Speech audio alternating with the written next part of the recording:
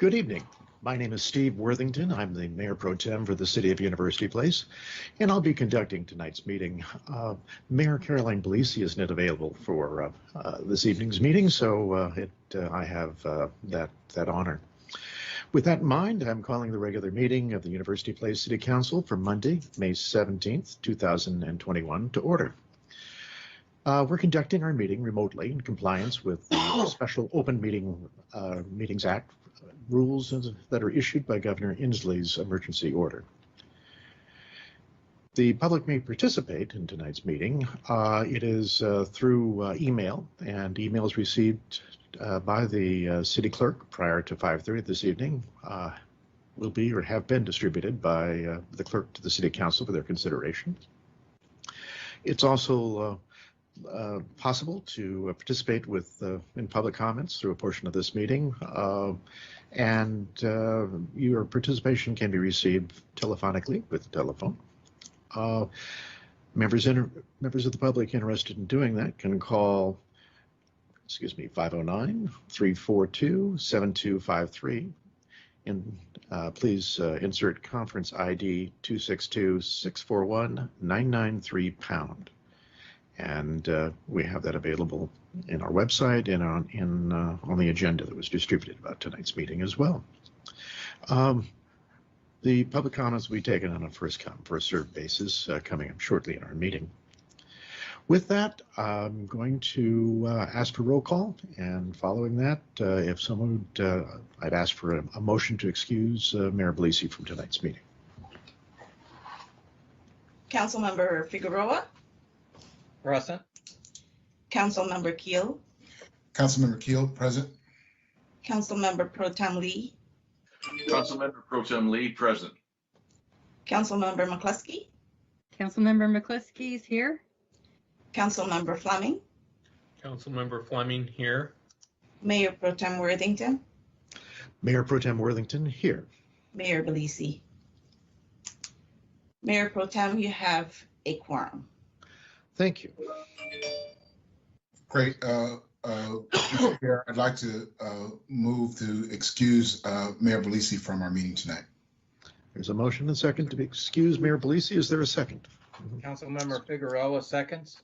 There we go. There's the second. Excuse me. Are there any objections to excusing Mayor Bellisi from this evening's meeting? Any objections? Seeing none, it passes unanimously via consent. And with that, I would like to invite Councilmember Fleming to lead us in the Pledge of Allegiance. Thank you, Mr. Mayor Pro Tem. If you'd all join me in the pledge to our flag. I pledge allegiance to the flag of the United States of America and to the republic for which it stands, one nation, under God, indivisible, with liberty and justice for all.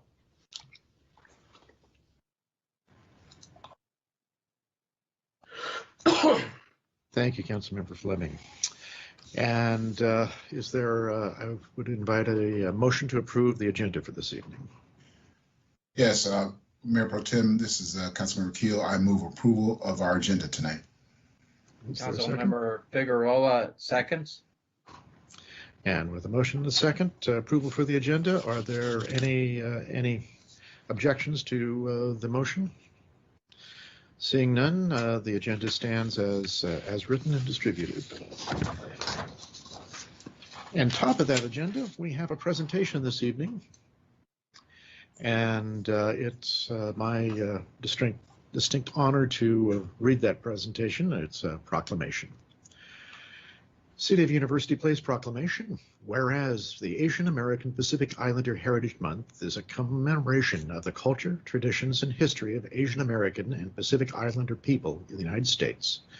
And whereas in 1978, Congress passed a joint resolution to pay tribute to the Asian Pacific Heritage Week during the first week of May, and in 1992, the month of May was permanently designated as the Asian Pacific American Heritage Month.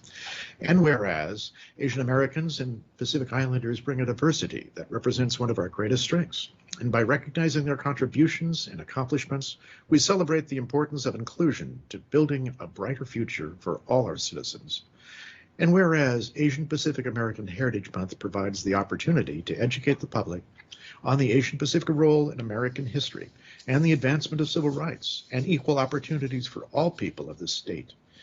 And whereas Asian Pacific Heritage Month is a time to recognize and celebrate the rich cultural heritage of Asian Pacific Americans and their contributions to our state's economy, its social order, and democratic institutions.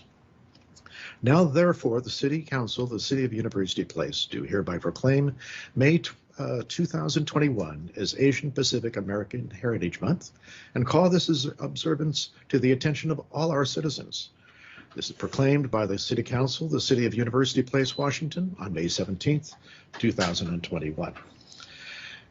And very good. And thank you. And actually, to receive this tonight, a special honor, we have one of our own, one of our city family members. And I wanted to ask Emmy Janisha, excuse me, to recognize her on behalf of Asian Pacific Americans in our community to receive this proclamation. Thank you very much, Mayor Pro Tem. This proclamation will be noted in the city's official records. Thank you. Very good. Thank you, Emmy. Appreciate that. Let's see. That brings us to public comments. And do we have any public comments? Or did we receive any written comments? I do not. But just Pro Tem, there are no public comments received this evening. And do we have anyone waiting on telephonically to provide comments to the council? There are no individuals waiting online as well. Okay, very good. Thank you. And so we come to the consent agenda. And is there a motion to approve the consent agenda? Mayor Pro Tem, this is Councilmember Keel. I move approval of our consent agenda. Thank you, Councilmember Keel. Is there a second? Councilmember Figueroa seconds the motion. Thank you, Councilmember Figueroa. So we have a primary motion and a second. Are there any objections to the consent agenda being approved? Any objections? Not seeing any, I declare the consent agenda completed or approved. And with that, that brings us to our city manager report and council comments to follow. All right, Mr. Sugg. Mayor Pro Tem and Council, a very brief report tonight. In past meetings, from past meetings with Council, we know that animal licensing revenue has been a concern of Council. So we have been, as staff has been reviewing online permits and other approaches to increase animal licensing revenues, and we'll be reviewing that information with Council at the next meeting. And we're completing that work, and we'll show that to you and get your feedback at the next meeting. So that's my report for tonight, Mayor Pro Tem. Thank you. Very good. Thank you, Mr. Sugg. I appreciate the report and the update, and we'll look forward to getting the meeting, or rather the agenda item in front of us. And with that in mind, we can now see if we have any further reports from council members, and I believe it's our current tradition, if that's the right term, to start with Councilmember Figueroa. Do you have any reports, sir? Councilmember Figueroa does not have any reports. Thank you. Thank you. Very good. And Councilmember Keel, how about yourself? Councilmember Keel, nothing from me tonight. Thank you. Thank you. Councilmember Lee, any report? Councilmember Pro Tem Lee.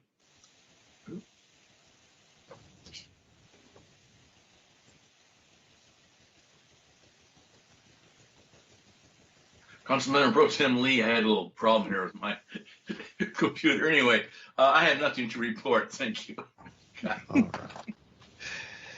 And let's see, Councilmember McCluskey. Thank you, Mayor Pro Tem. I do. I had the unique opportunity and privilege to go to the University Place Historical Society's in-person garden tour. Last year, they had it virtually, but this year they were able to conduct it as usual. Social distancing and masks were not required if you had your vaccinations. So it was a lovely day, as we all know. The flowers were just popping. They were bright, colorful. And along with my tour, I had reps Mari Levitt and Dan Ranowski along. And so they were quite impressed by all the gardens. And they were thinking about renaming our city the Garden City. There we are. But, you know, I could handle that, right? And so we went around and talked, of course, about the current house. And they're excited to hopefully help even more to get hopefully the road through, just to see how that technical review comes through and where all the funding sources are. They indicated that in this past legislative session, they were concentrating more on like the Maslow's hierarchy of needs, where they went down to who the basic needs, and that's how they structured their funding and their support, and especially for our infrastructure. And I thank them profusely for their kind votes and support for our infrastructure updates, especially the sewer. And so they had a lot of questions about the sewers and what the council had intended to do in regards to that. Reminded them that the council has not made that decision or set the direction in regards to that, but gave them some updates on our conversations in regards to sewers. They were also interested in sidewalks, traffic safety, and also the regional growth center development. And so I talked to them a little bit about 27th and Grandview popping up, as well as Narrows, and our proposal for around the Narrows along with that development site. So in a nutshell, that 2 hours was well spent. And so they look forward to supporting us in the future as well. And so that's all on my report for this evening. Thank you, Mayor Pro Tem. Thank you, Councilmember Lukuski.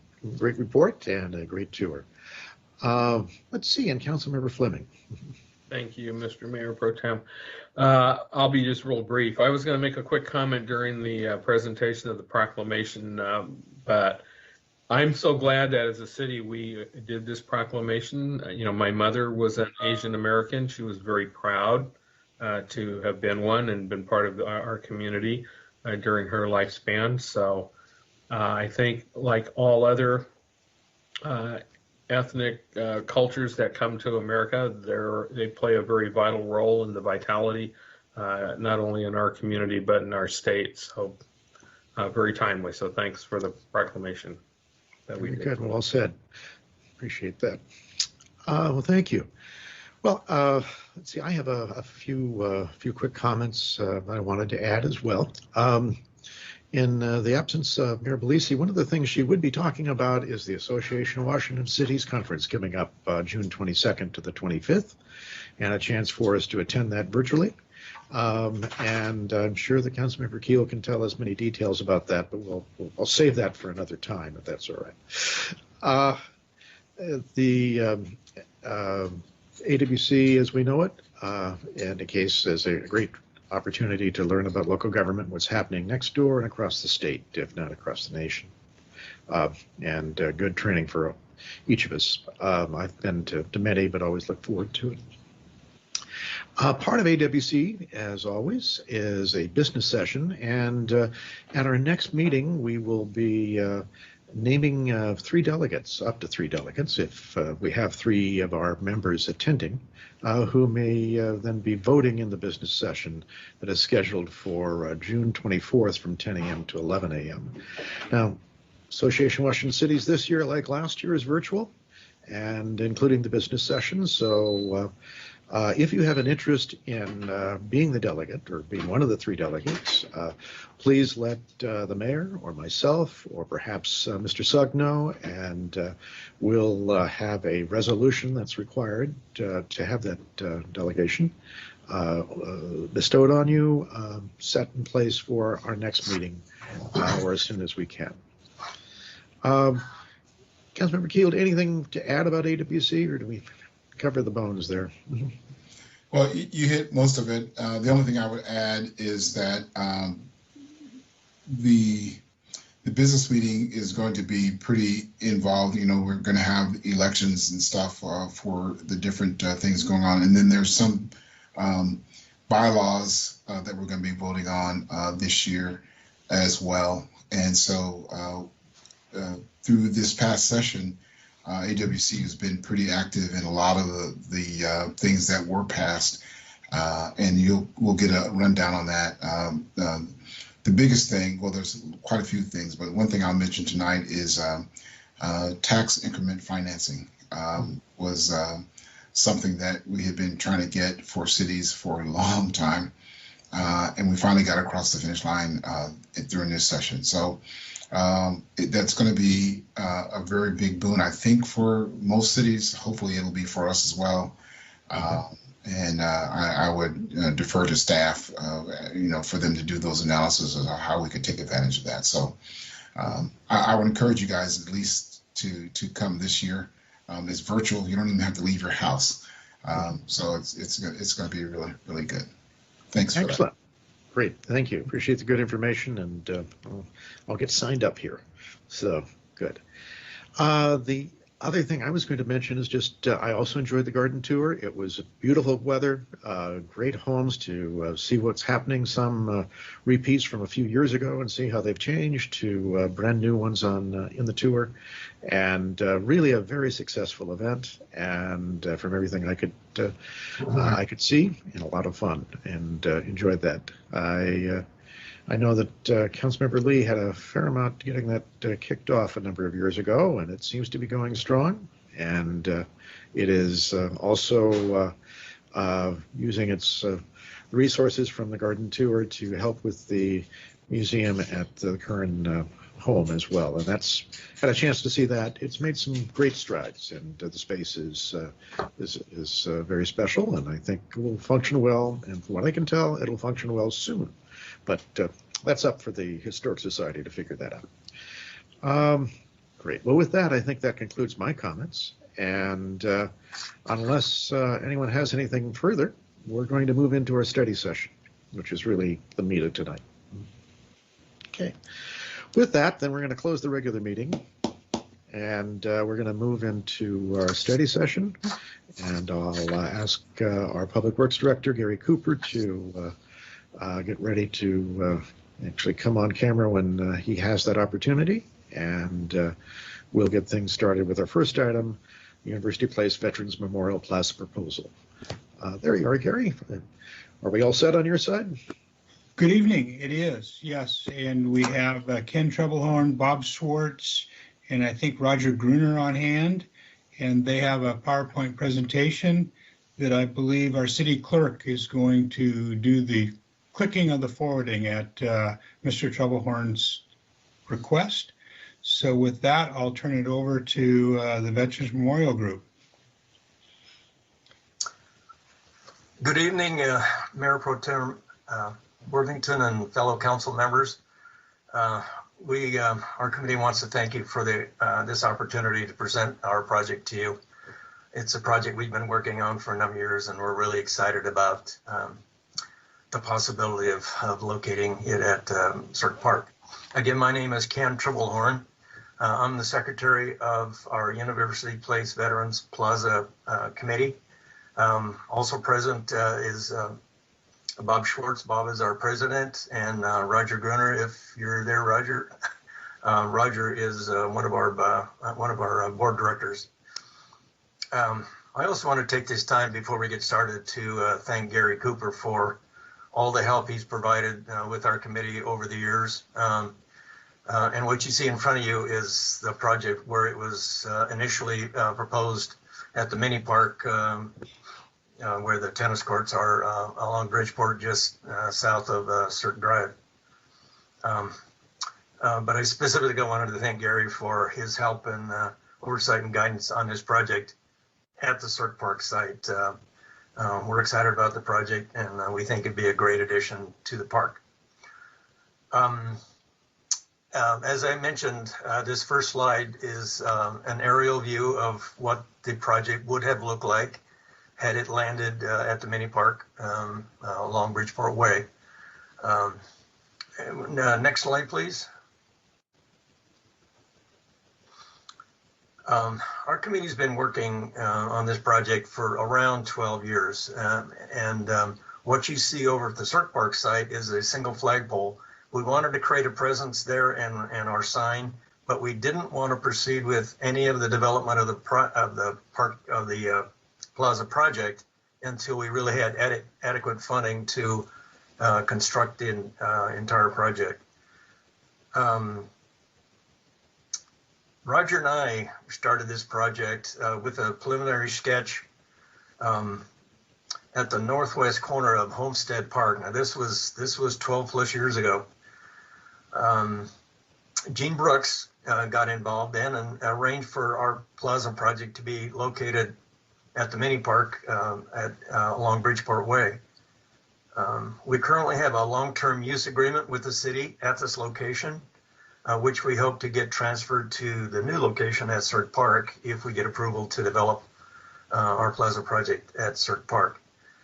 Part of the reason we wanted to move from the mini park along Bridgeport is it has some distinct disadvantages to the Cirque Park site. First off, in my opinion, one of the first and foremost is the amount of noise that's generated from street traffic. And I think this is probably particularly true because the site is as close to the streetlight intersection at Cirque and Bridgeport. And so we've had a couple of events there over the years, and it's just really hard to even carry on a conversation with acceleration of vehicles on the green light and the stopping of vehicles on the red light. Also, there's no parking at that site, so trying to have an event there is always a logistic problem. And then also because that site is still in a public street right away that was never vacated. There's a number of underground utilities that just brittle the below grade structure below the site. So we don't have any of those issues to speak of at the proposed Cirque Park site. Now the next series of slides will show you kind of the pedestrian level, car level view of the Cirque Park site. This is as we're just entering the park off of Cirque Drive, looking to the east. And then this is as you've come further onto the site, looking due east at this point. You can see the knoll in the middle of the site there. That's the anticipated site for the Plaza project. And then this is parked up against the knoll on the east side of the knoll, looking toward the northwest.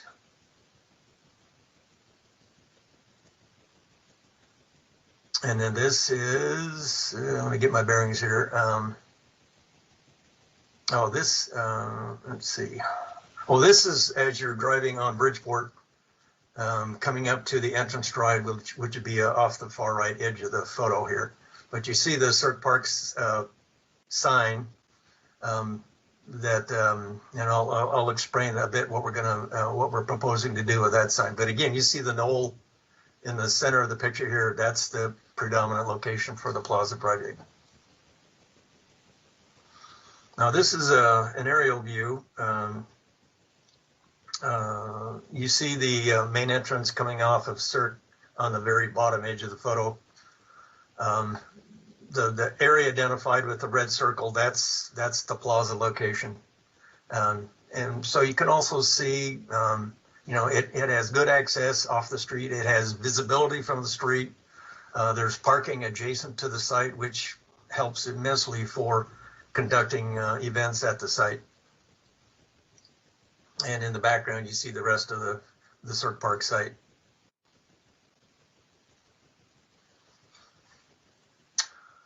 So the Plaza has several amenities, which I'll explain a little bit in further detail as we go through the slides. But predominantly, there's a 40-foot diameter colored concrete flag plaza. There will be 9 30-foot high military service flag poles at the perimeter. with flush in-ground LED lighting. Now, originally we had 8 military and service-related flagpoles. We added a 9th this year with the addition of the Space Force administration. And then in the center of the flagpole, or of the plaza, I'm sorry, will be a 35-foot U.S. flagpole. Again, to create the stature and predominance of the site. It too will have flush-mounted LED spotlighting. At each flagpole, at each military's flagpole, will be a stone pylon with the insignia of the service branch etched into the top surface of the stone. We're proposing that there will be a raised concrete section of the plaza that will have donor plaques for the major donors, financial donors to the project. And then at the perimeter of the flag plaza circle will be concentric rings of donor tiles. They're 8 by 8 by 2.5 inch thick.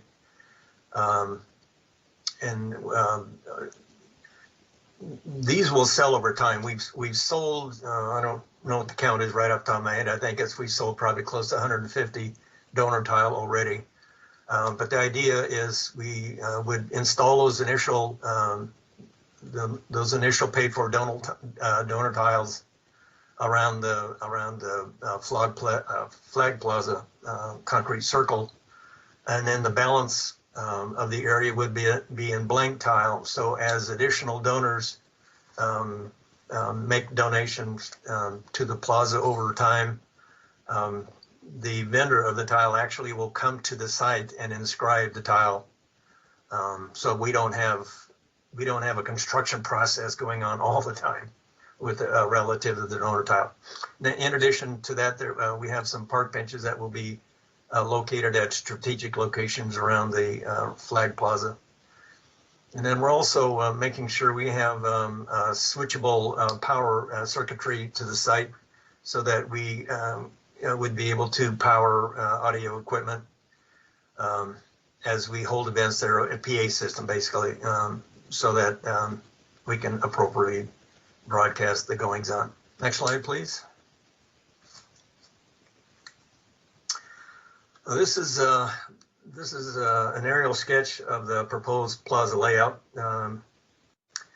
We propose once the project is adequately funded, it'll take roughly 2 months to construct.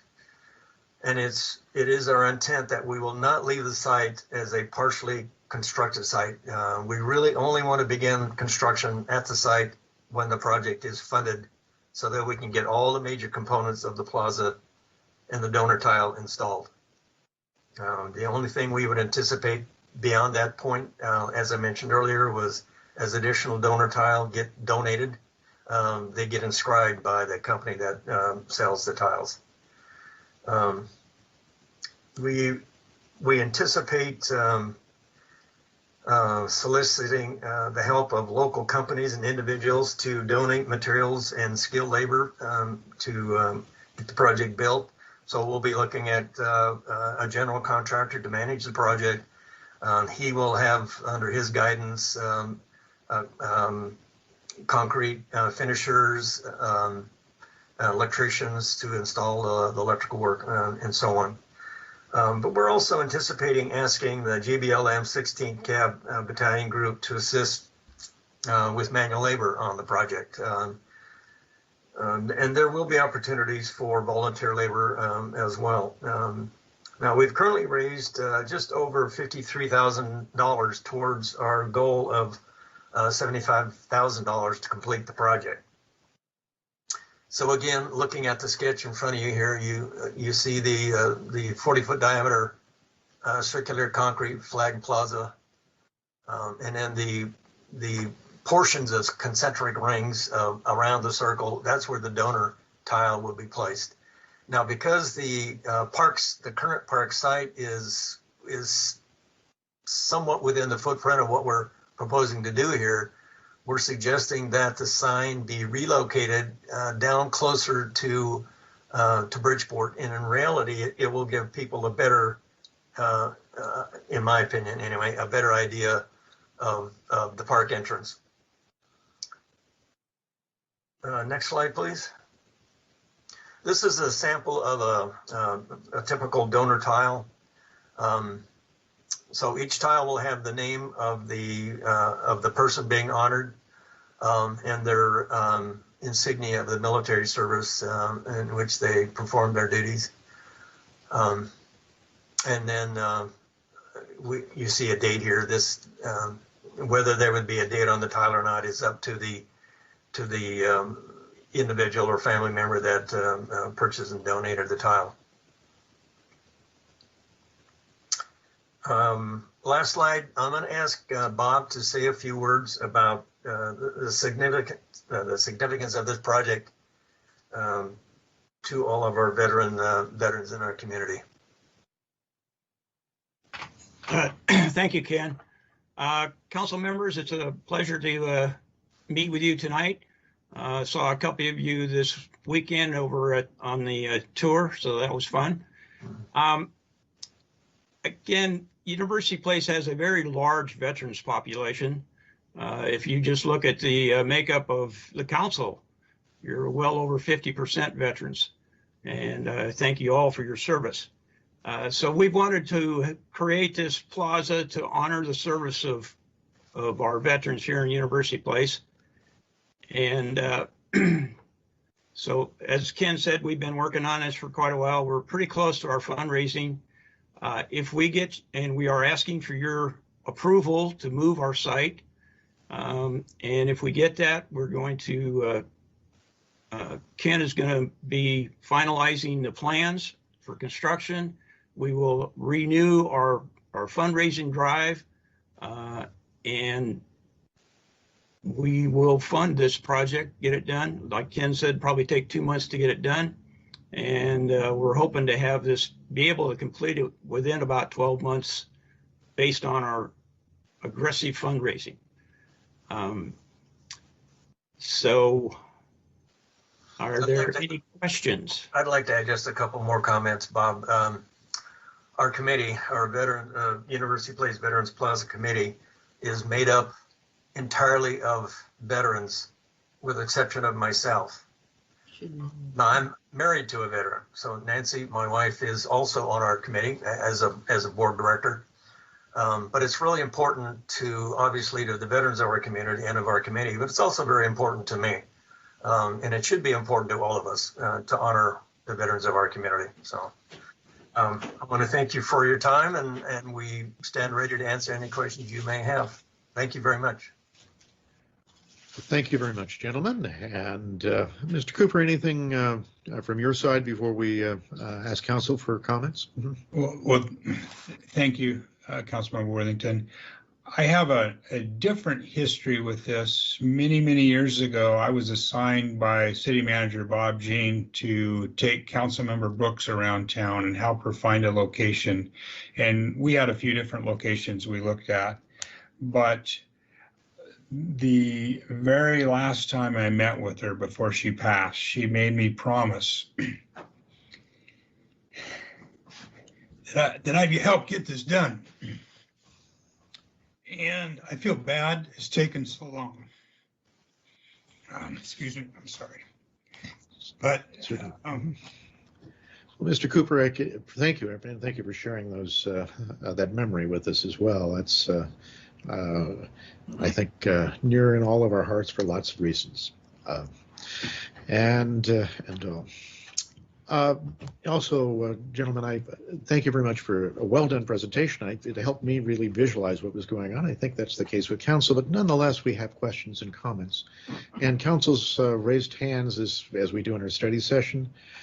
So with that in mind, I'm going to turn to the first person that I saw. Whether or not he was number one or number two, I'm not certain. But in any case, Councilmember Keel, and then we'll be going to Councilmember McCluskey, and I'll carry on from there. So.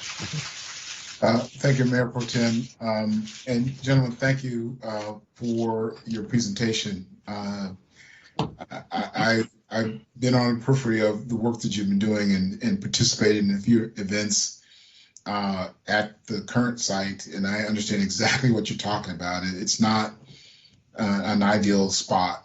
I'm really excited about the spot that you are proposing, and as one of the well over 50% of the council that is a veteran.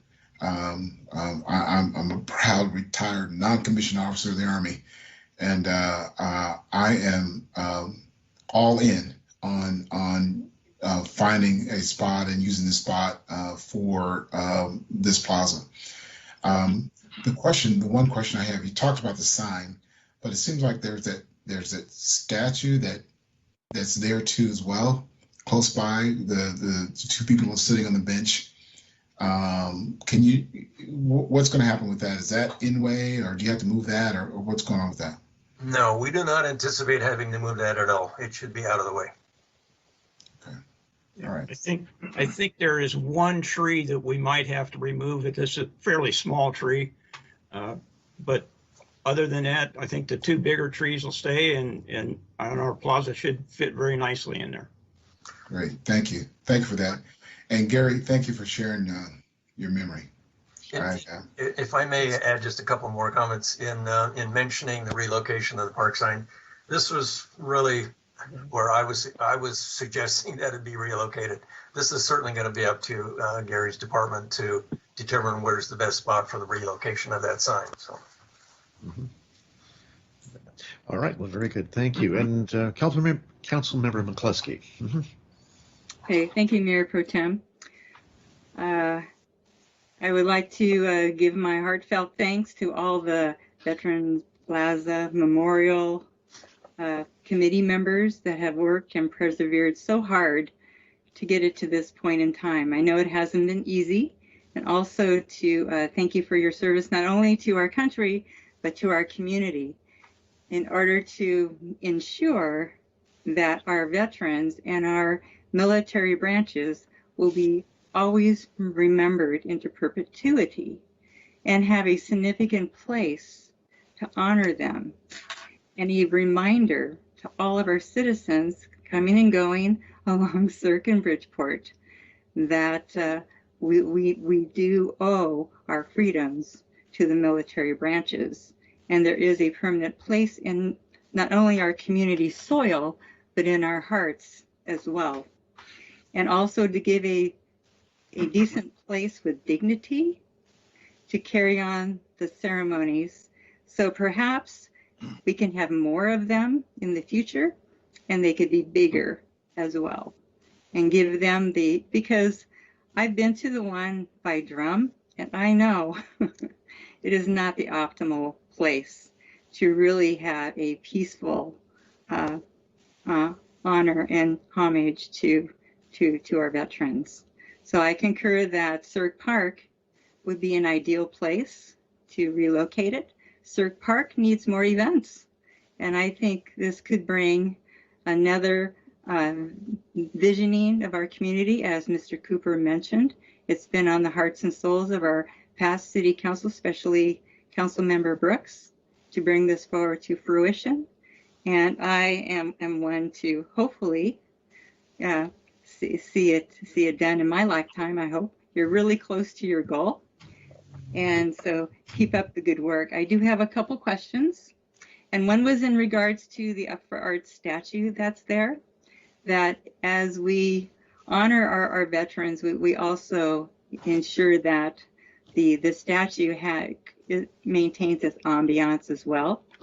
And I'm sure looking at the design, I don't see where that's the harmony of that is going to be impeded by the Veterans Plaza at all. I think it's going to enhance it and also create a visual line as to we have our military branches that protects our family and our loved ones, and that heart and soul would be connected with that statue in its place. However, to create that, I think it have added value for both the statue and the memorial site as well. For those who aren't connected to the community, hopefully they could see visually that connection as well, to the support of our families that we still live in peacetime, to be able to enjoy sports and family traditions. The other question I had is the bricks. I noticed on the bricks that the sample that you provided was imprinted. I was hoping that it could be more engraved so that the names could have a more permanent etching on it. And so I don't know if it was a sample, but I didn't see any etching on it. So if it's not etched, I would probably recommend that. So with our weathering, it will last, quite a more number of years. Well, if I can respond directly to that, yes, the donor tile are etched, and then they're filled with an epoxy, the black epoxy that makes it, a permanent engraving, if you will. So yes, they are etched.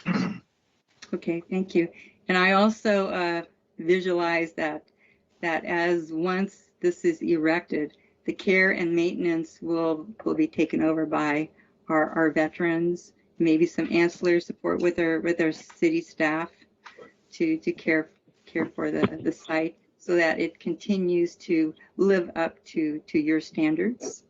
I know we have military personnel all around our community and in our county, and I'm sure you'll have thousands of volunteers to keep it up to snuff, because I really do not want a memorial to our veterans to look like it's a little haggard ever. So to make sure that it is, top notch, just like the Marines would do, spit and polished site.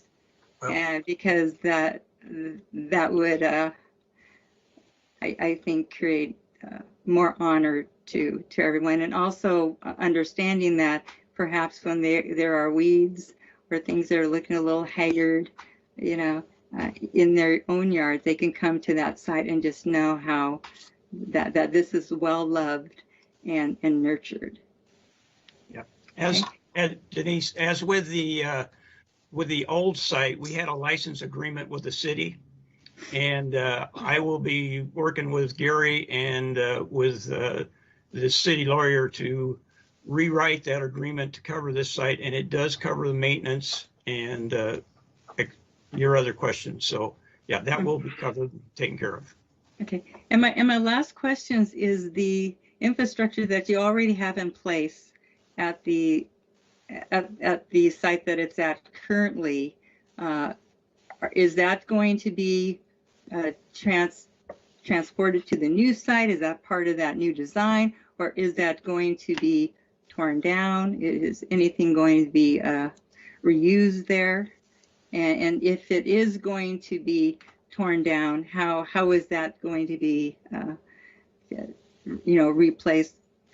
I don't think in the original condition, or is it going to? I'm just wondering what's the evolution of that site? How is that going to look at the end once it is being maybe, if council approves, transitioned to Cirque Park? Well, if I can address that, the only element we installed at the current site is the flagpole and its foundation, and the sign, obviously, that kind of advertises the site. The sign will come down, obviously, and we will remove the flagpole and that foundation and fill the hole. There are paper tiles in the vicinity that we'll just use to kind of patch that back in, and so hopefully when everything is all said and done, when we leave that site, it'll look like it did when we entered that site. So. Okay. All right. That's all for right now. Thank you so much for all your efforts and to bringing this project to fruition for the citizens of University Place and our fellow veterans. Thank you. Very good. Thank you, Councilmember McCluskey. And Councilmember Figueroa, you're next up.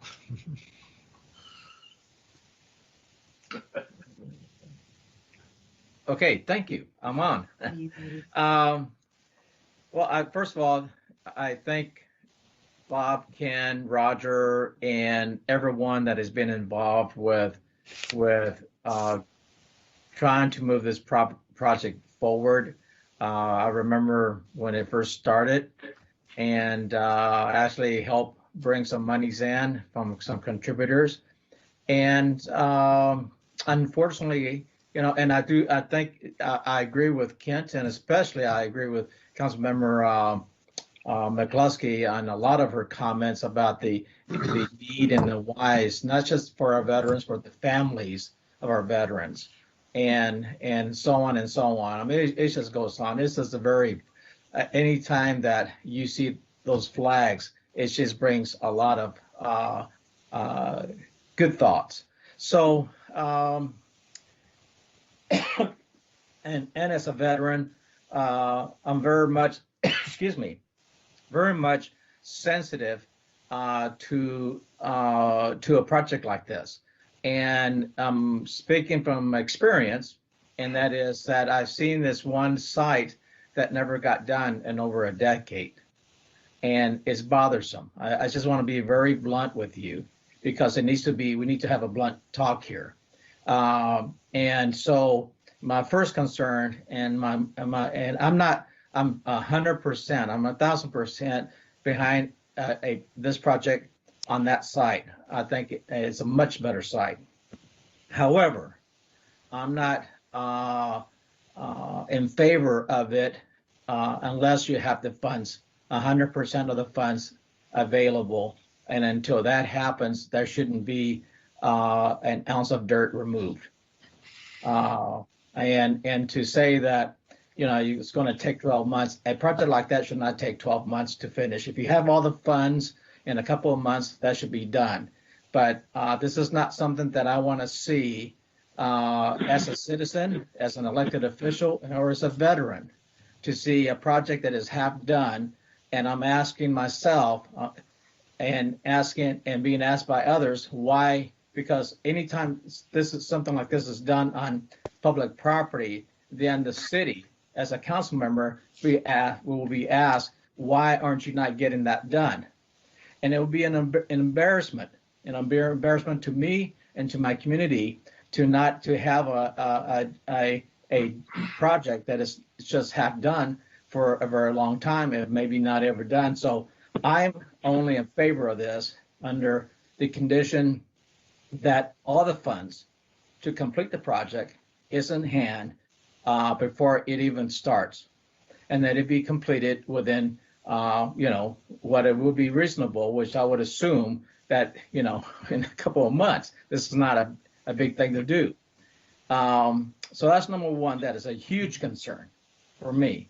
Number two is the maintenance. As Councilmember McCluskey alluded to, is the maintenance. I was part of voting for that maintenance and that licensing agreement when you guys came on board. But as in the 12 years I've been in this council, I have learned and matured a lot in understanding how to deal with public property and making better decisions as an elected official. And I believe that the best way to keep this property or this project, for better terms, clean, upkept, and pristine for our community is to turn it over to the city for maintenance. I don't believe that there is a bona fide group that for forever, and to think that there's some kind of volunteers that'll go on. I think that could be a hit and miss, and this is a site that cannot be hit and miss and pointing fingers. Well, I thought somebody's supposed to go out there and pull the weeds or take care of the flag. I don't think that I don't want to see that as an option. In many of our projects, by the way, I'm talking to my peers, and that is, we have a lot of the projects up for arts that is turned over to the city to maintain. The piano, the art, a lot of things are turned over to us to own and maintain.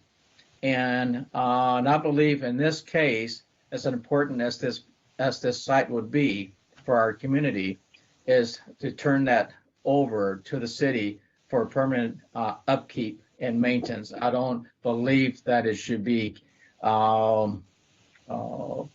left to a group that may or may not be there. People go and come and go, and I think it's a very dangerous thing to have that license. So I'm not a proponent of continuing that kind of relationship. I think it needs to be turned over to the city. And the third thing would be the construction, because I'm proposing that the city maintains this for many, many reasons. The construction should be one that will be the state of the art for putting up the flag, taking down the flag, lighting, anything else, just like we did with the flagpole at Marketplace. That was a state of the art, a good flagpole that made it easy for staff to maintain and deal with. And I think that whatever gets put up at this location, that it'll be done in a manner, in construction manner and workmanship that allows for the city to maintain it appropriately. And then lastly, my last comment is if there is any movement of any other structures, whether it be trees or art or signs or whatever, is that they should be at the cost of this group that raises the funds for doing this project. So the only thing I see out of the city would be donating, not actually donating an easement or a public right, but to just say we give you the right to construct with the intent that would then be owned by the city, the whole thing. And those are my comments. Very good. Thank you, Councilmember. And then Councilmember Fleming.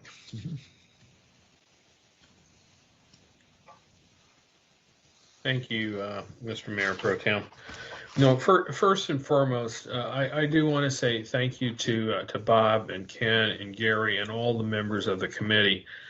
I just remember years ago when you all had a concept and an idea, and to your credit and all the folks that have worked so hard on this project, through your tenacity and perseverance, you never ever gave up.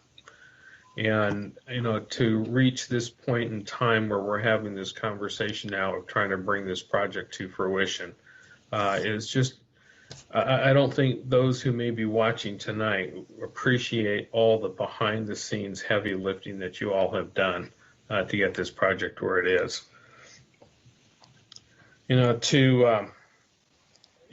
To Bob's earlier comment, University Place serves as home to many, many veterans. And overwhelming majority of those are the silent heroes of our community who've served as far back as World War II in all conflicts that have gone forward. And it's through their sacrifices and their family sacrifices that really allow us to enjoy the comforts that we currently have here in our community. So, to the earlier comment, I find it more of an embarrassment that it's taken the city so long to get this project moving forward.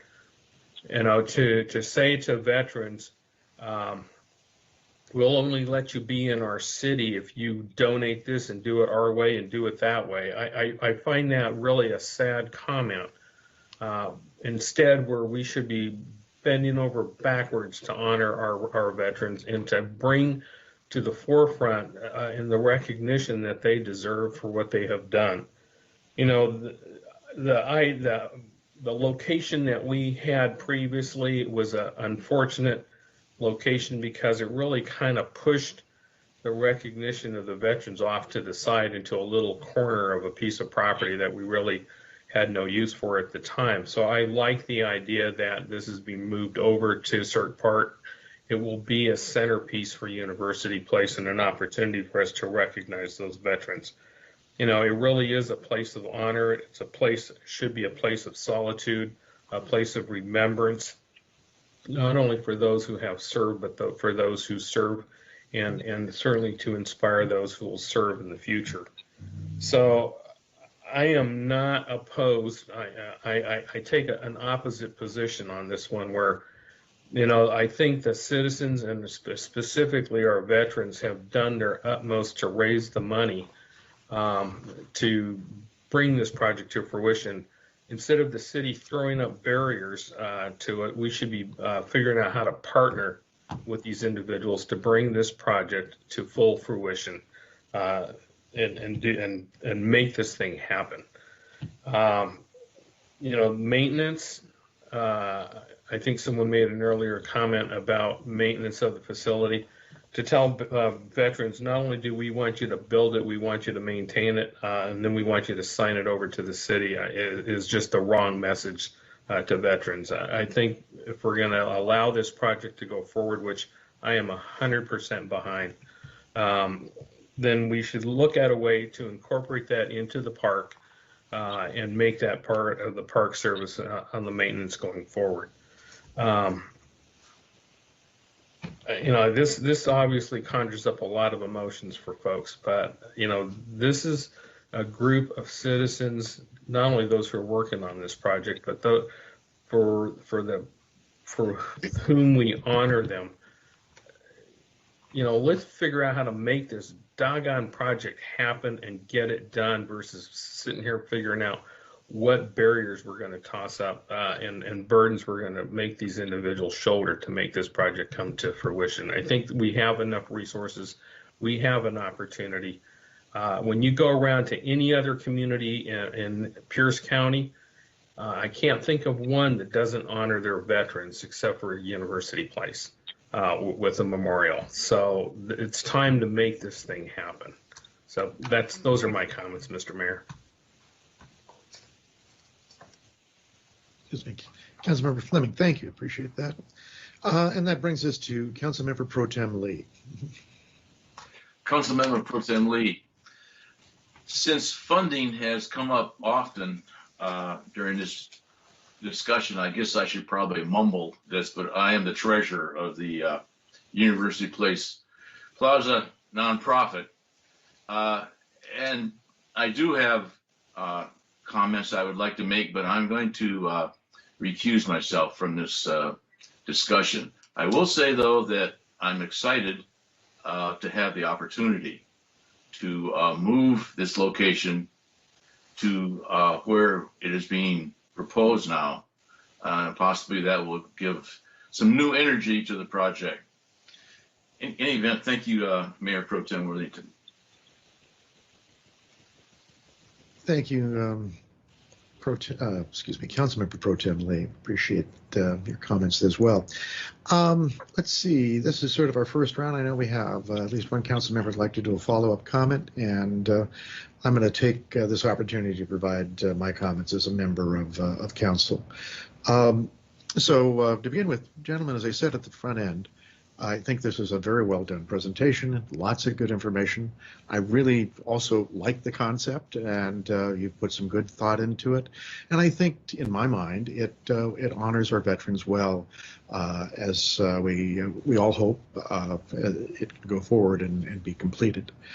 So I think it's, in my own mind, a very good move and all. Nonetheless, I have some specific questions. These are more technical questions that involve Mr. Cooper and perhaps our city attorney. And Mr. Cooper, you may have some other comments that you want to offer as well, and don't feel constrained by my questions. I was about to, so as you choose. But let me give you the questions, and then I'll let you address them as you'd like. Let's see. That means I have to turn the page where my notes are. There it is. All right. Gary, the grant source that was used by the city when it acquired the property typically has a lot of restrictions on it. Do you know, have you had a chance to figure out if there's restrictions that may impede the project from doing what is being discussed today? And another question that I have for you is, how does this in our park master plan, this space had something occurring, maybe exactly what's occurring today, or maybe something different. Will this somehow change the way the master plan would unfold? Is there something else? If we do this, what is it we give up doing that the master plan would have had in it? And then to the city attorney, Mr. Kaiser, my question there is, have you had a chance to contemplate how we can have the veterans group be the primarily responsible for construction, or is it in fact construction something that we need to have to, because of the legal constraints of who we are and our liabilities, actually directly perform ourselves? So Gary, would you like to start us with those? Thank you, Councilmember Worthington, and I apologize for getting emotional earlier. On the grant, yes, I have checked into the grant, and it's a non-factor. They've with those folks, I checked with everybody we had funding with that were still relevant, and it was a non-factor. In the master plan, there is nothing cited for this location. It's just a grass knoll. And so there is a storm drain line underneath it, but we've measured and all the flagpole foundations fit in fine, and it doesn't impede anything. And if I could, now that I've regained my composure, if I could expand a little bit, I'm excited about this site. Our parks team is excited about this site because it brings more activities to Cirque Park. And we've spent tax dollars there building parking lots, lighting, restrooms, concession stands, all the things that will be advantageous to what they want to do. We have the picnic shelter, so it's set up for events. The only thing we're lacking is the Veterans Plaza there. So from our end, we think it's great. Currently, we have to mow that grass twice a week. So getting some hardstone there will actually help us out. I know that's great. So from the parks director and park staff side, we see this as a win-win for the city and for our veterans. So I think I answered the two questions you had, and I'll hang out here for anything else that we may have. Thank you, Gary. You answered them well, and there was no need to apologize, Mr. Kaiser. Yeah, and then as to the questions related to the operation, insurance, that sort of thing, I think it's important to note that the original license agreement goes back to, I think it was 2010. And it's for a 20-year term with renewable 5-year terms. I think it's important to note, and this goes back to one of the points associated with the discussion earlier, we did agree to suspend portions of that a couple of years ago. There's an insurance requirement in there. And there was a recognition, well, wait a second, why are they paying for insurance premiums if the site's not yet in active use? And so I said, well, yeah, that makes sense. So let's suspend that portion until we're ready to go. At the original agreement itself, and I think Mr. Schwartz touched on this earlier, we'll have to sit down and hammer out any revised language that we'll need to do, recognizing that we're working on an 11-year old agreement, modernizing it, updating it, that sort of thing. But the original agreement does, and I'm just trying to find the exact language here, it authorizes them to, quote, construct, install, operate, inspect, maintain, and repair a veterans memorial in the designated city right away in the license area. So, you know, there's some wordsmithing in there, but it ultimately gets there. And as I touched on, the original agreement does have insurance provisions currently suspended. So that's part of the chat to sit down and discuss what limits, what things do we need to address associated with the construction. And the only other piece on construction that's important to highlight, but I think it's also appropriately managed, is, you know, any sort of competitive bidding requirement. There are exceptions to competitive bidding when work is done with volunteer labor. And as long as we stay within those guidelines, and I'm comfortable that we're generally going to be okay. Great. Thank you. Appreciate that. With that answers my questions, and I'll continue with I'll start round two. And Councilmember Figueroa, you're up. Thank you. So in listening to Councilmember Lemon's comments, and I appreciate those comments, Stan, because I've been thinking about it, but I didn't want to be the first one to maybe allude to that, and that is the funding.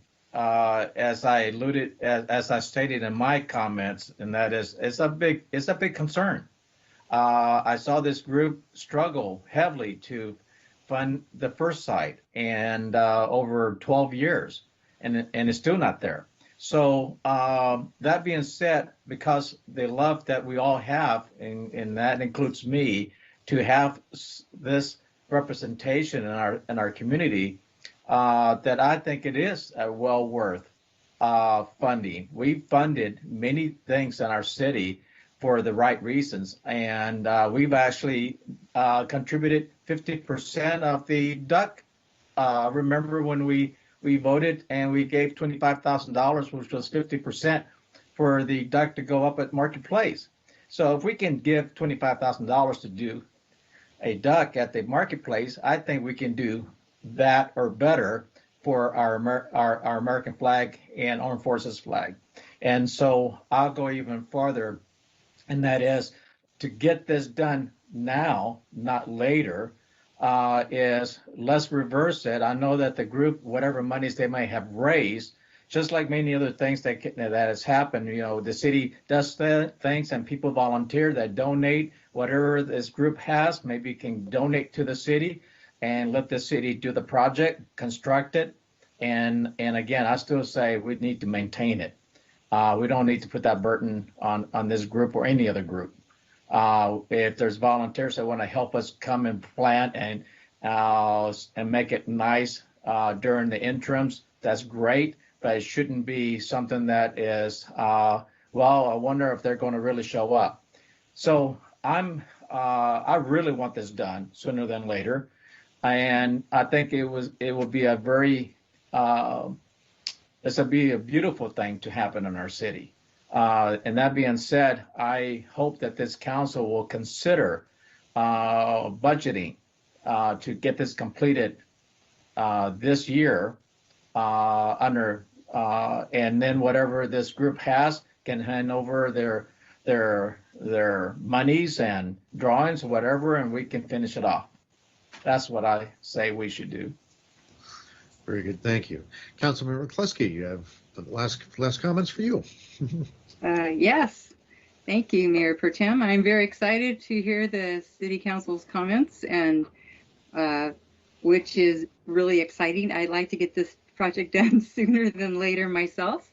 I know we have some park funds that maybe we could put into this. Mr. Cooper can check that out and see if some of those things could come into and finish off this site. So hopefully maybe by this upcoming Veterans Day, hopefully we can have a grand ribbon cutting and be very proud of this addition to Cirque Park in our community. So it looks like you're about $25,000 short on it. So I think we can look at the park's funding, because it is in a city park, to leverage some of those funds. That's just this one council member's idea. And whatever fundraising that you do from here into the future, maybe that could create a fund for the veterans' families that are in need. And so you can continue having a place and a way to not only visualize the fundraising effort, but to continue something not only in the local veterans' name, but in the name of the City of University Place as well, if you so desire. And thirdly, Councilmember Figueroa, I'm right on board with you too. I do believe that, when the city has new additions to our parks and other infrastructure, that bottom line, when all volunteers and all good intentions fail, the city needs to take up the slack and do it. So that costs staff, time, and money. So the city council really needs to do a circle back and see where we are heading, because right now we're falling way short because there's not enough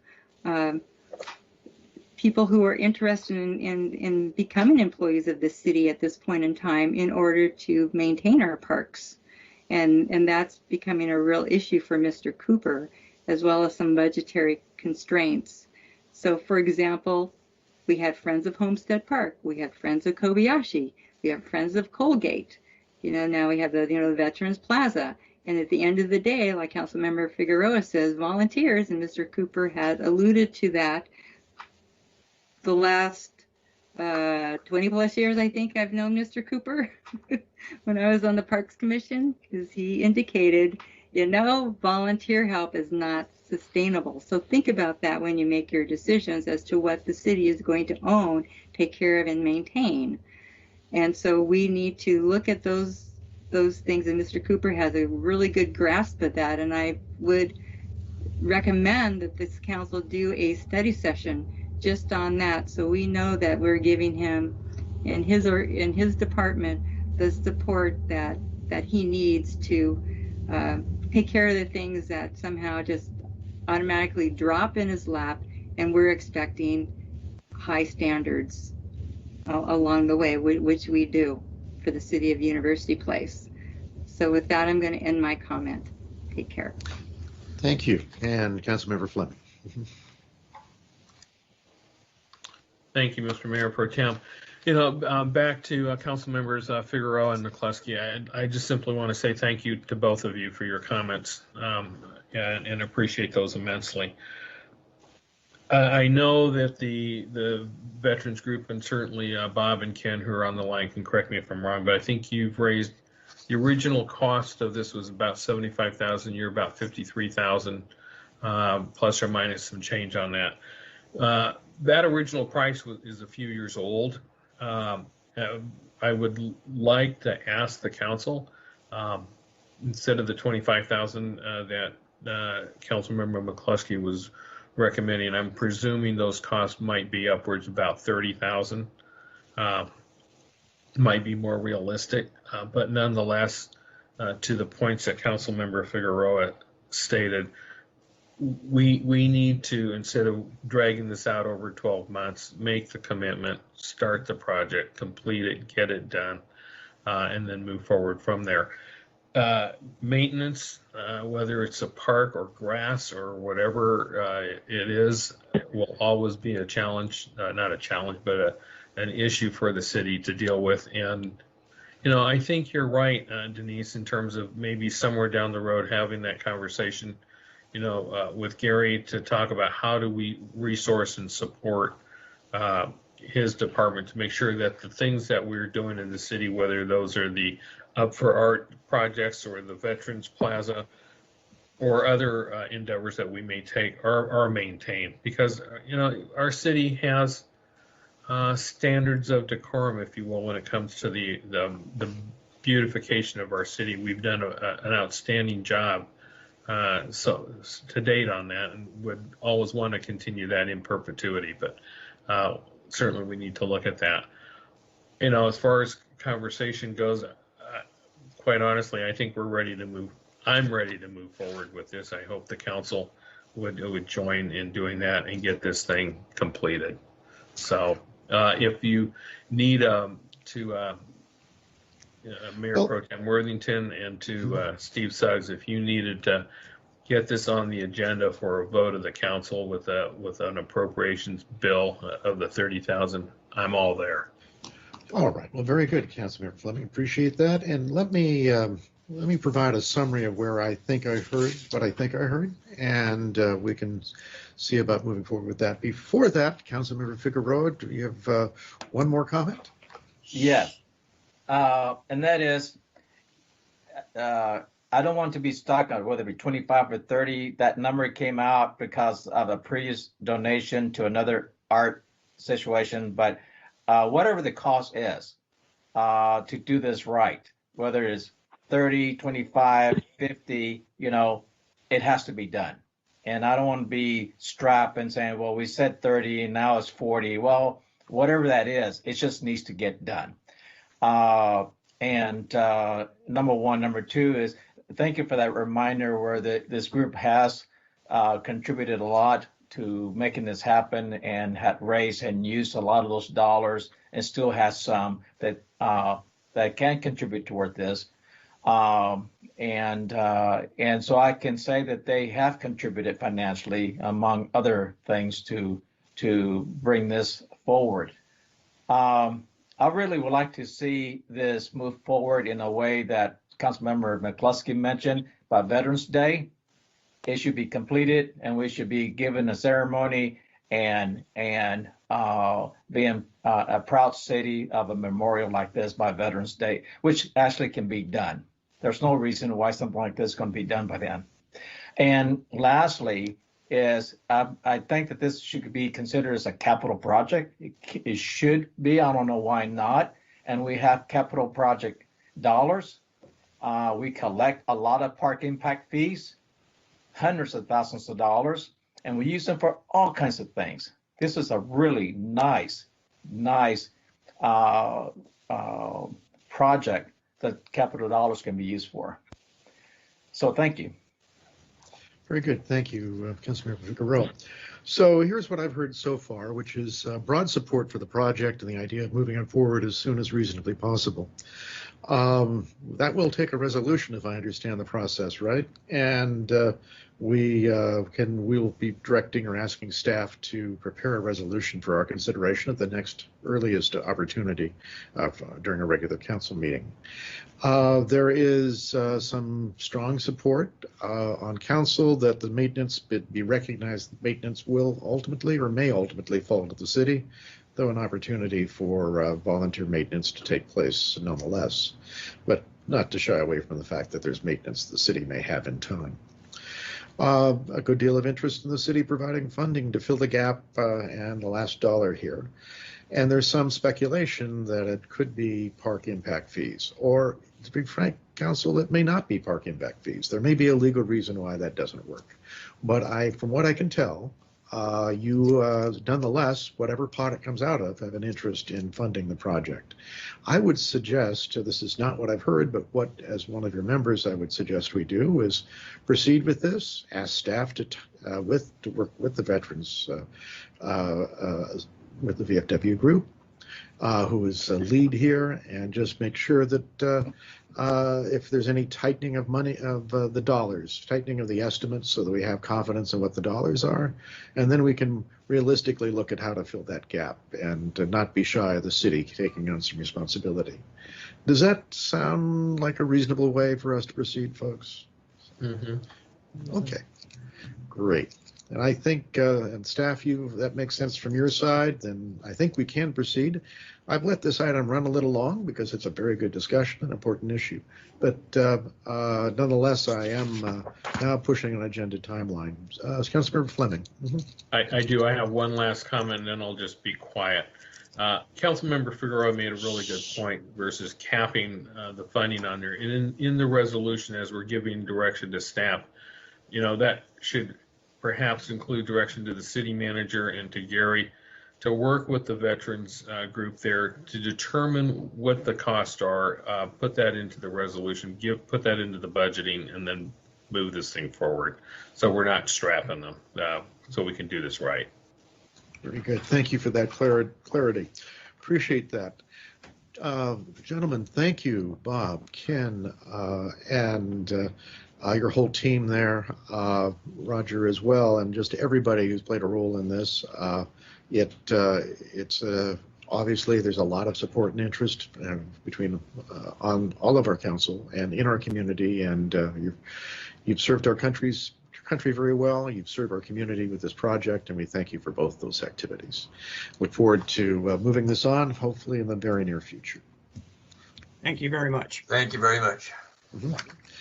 Our pleasure. And we're going to now take up our next item, a little behind the curve, but like I said, not too bad. And we're going to discuss our hybrid council chambers proposal. And Linda is all set to tell us what's going on there. Linda? Good evening, Mayor Pro Tem and the members of the City Council. I'm here with you tonight to study the AVIDEX proposal for implementation of a hybrid council chambers. This proposal was sought as a result of a council request to prepare for the opening of the chambers to the general public while allowing for social distancing and the inclusion of staff, council, and presenters still remotely. Thanks to the team of staff who helped with this, Gary, Emmy, and Glenn, along with PCTV's technical expert, Ben Ramsey, who's been instrumental in helping us prepare. Tonight, I'm going to share the following proposed impacts to council chambers, the effects on council members, staff, presenters, and the general public, the projected cost and anticipated implementation schedule. Technical items only is what we're talking about tonight. Any changes physically to the setup or social distancing in the chambers is not really part of this tonight. This is just about the proposal from the technical people. The proposal is attached in your packet, comes from Avidex Industries. Avidex has been approved and has met the requirements for competitive bidding under the Washington State Department of Enterprise Systems. And this proposal abides by the terms of DES Master Contract 03418. The proposal outlines a plan to do the following items.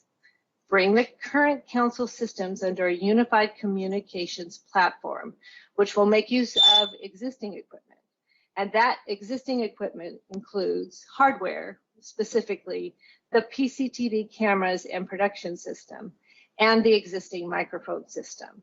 In addition, it makes use of existing software in the form of the Microsoft Teams platform, which we're currently using for our meetings. Though this system, that as proposed, is platform agnostic.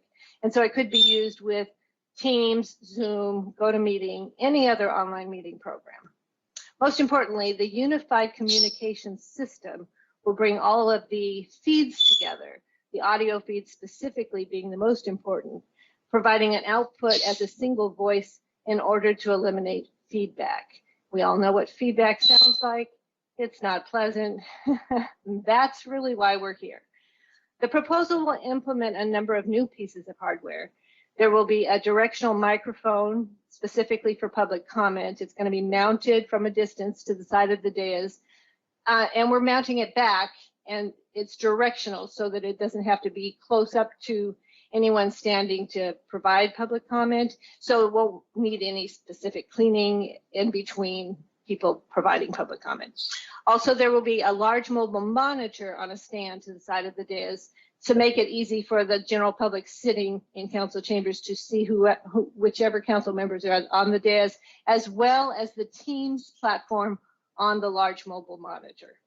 The format from that mobile monitor can and also will be mirrored to the monitors currently on the north and south walls in chamber. Additionally, it was requested that we add a couple of large monitors out in the third floor lobby area in case of overflow seating needs. Those monitors, currently there's power to the location above the entranceways. So we have power there, we will wire to there, and they will have directional speakers. The directional speakers will be important so that people will be able to hear. As you know, we have half walls out there and a lot of glass. And I'll remind you of your big box stores where you go in and you can hear that somebody's saying something over the loudspeaker, but you can't always make it out. And that's because of the bouncing of sound around. So the directional speakers are pretty important to this system. So it focuses the sound down onto where the seating will take place in the third floor lobby area. The monitors will also, in the third floor lobby area will also have the ability later to connect cable TV and or digital signage in the future, so they can serve triple purpose, really, as you would. There will be further implementation of hardware and software taking place in the back end, so server room, the studio space. But physically, what will be seen in the council chambers simply will be the directional microphone and the monitor on the stand, and then the two monitors with their directional speakers outside in the third floor lobby area. So it won't be a lot of impact to the physical setup in council chambers. The effects for council staff and the public will be that council can attend both remotely and or in the chambers, as can staff and the public, without any undue feedback effect. And you can continue logging on now as you have been, or come in person. Public comment can happen in chambers through that new directional microphone. The cost for this particular program, the unified communications piece is just a little over $19,000. The mobile monitor in the council chambers, as well as the ones out in the third floor lobby area, comes to almost $31,000. The total cost is $50,080.81. As a COVID-19 related cost, It is expected to be ARPA eligible. According to Avadex, from the time of the signing of the contract, the project is expected to take 4 to 6 weeks. Avadex is currently underway on the City of Sumner's new AV system. They're also working with a number of other cities on similar proposals at this time. And thank you, Mayor Pro Tem. I can entertain any questions at this time. Thank you, Linda. Appreciate that. And a nice quick rundown of where we are, the dollars and cents, and the timing. Council, does anybody have any questions? Councilmember Keel, I see your hand is up, and then Councilmember Gillespie. I think I've seen this before. Yeah. Thank you, Mayor Pro Tem. Linda, I mean, I know it won't be a surprise to you that I'm very excited about this proposal. It won't. Yeah, this is exactly what I was saying, that there's got to be technology out there to tie all this stuff together. I mean, I've done it before myself, so I'm glad you guys found it. Okay, after all this long time. So needless to say, I'm very much in favor of this work and this piece of work, and I'm even more excited about it because of the funding source that we're able to use to make it happen.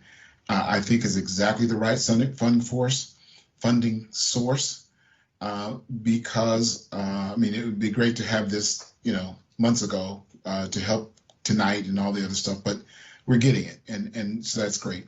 I'm also very excited about it because what everyone has said, and I think people know that the things that we've done because of COVID, they're not going away. Okay, I think that these things give us additional options, for even when things somewhat go back to normal. I don't think they're going to go back to exactly the way they were, but somewhat like that. But then we still have some of the lingering things that we've learned. So I'm very excited about this opportunity. The one thing that I would add and hope that we do, I didn't see when I looked at the proposal, I didn't see in the budget or even in their proposal, was a big line item for training, right? And what I'm thinking about is having Glenn and your staff able to push the buttons and flip the switches and do all that stuff during a meeting, so that all this stuff can work together without us having to, it's not working now, and now we got to call these guys back in to help us at some other time and hope it works again. Yeah, and if I could respond to that really quickly, the training is included, and so we will be training on this, and I expect you will get some, more information as that training takes place. But honestly, from your end, there should be very little training. We will definitely be receiving the training. Yeah, and my experience tells me the training really hone in on things like the directional microphone and how do you patch in all these different other audio visual things together into one seamless thing, all the things that you have to flip to make sure that all of these things tie into one, someone calling in, someone remote, working in the room. So those are the key kind of critical crunch points that typically happen in these kind of things. So I would say focus on those. So, all right, thank you. Thank you, Mayor Pro Tem. Certainly, good questions. And Councilmember McCluskey. Oh, thank you. Well, I'll follow the leader like I usually do. Councilmember Keel, you touched on a lot of my points, especially with the flow and fluidity of a council meeting, so that is professional and seamless. And I concur with all your other comments as well, especially the training piece.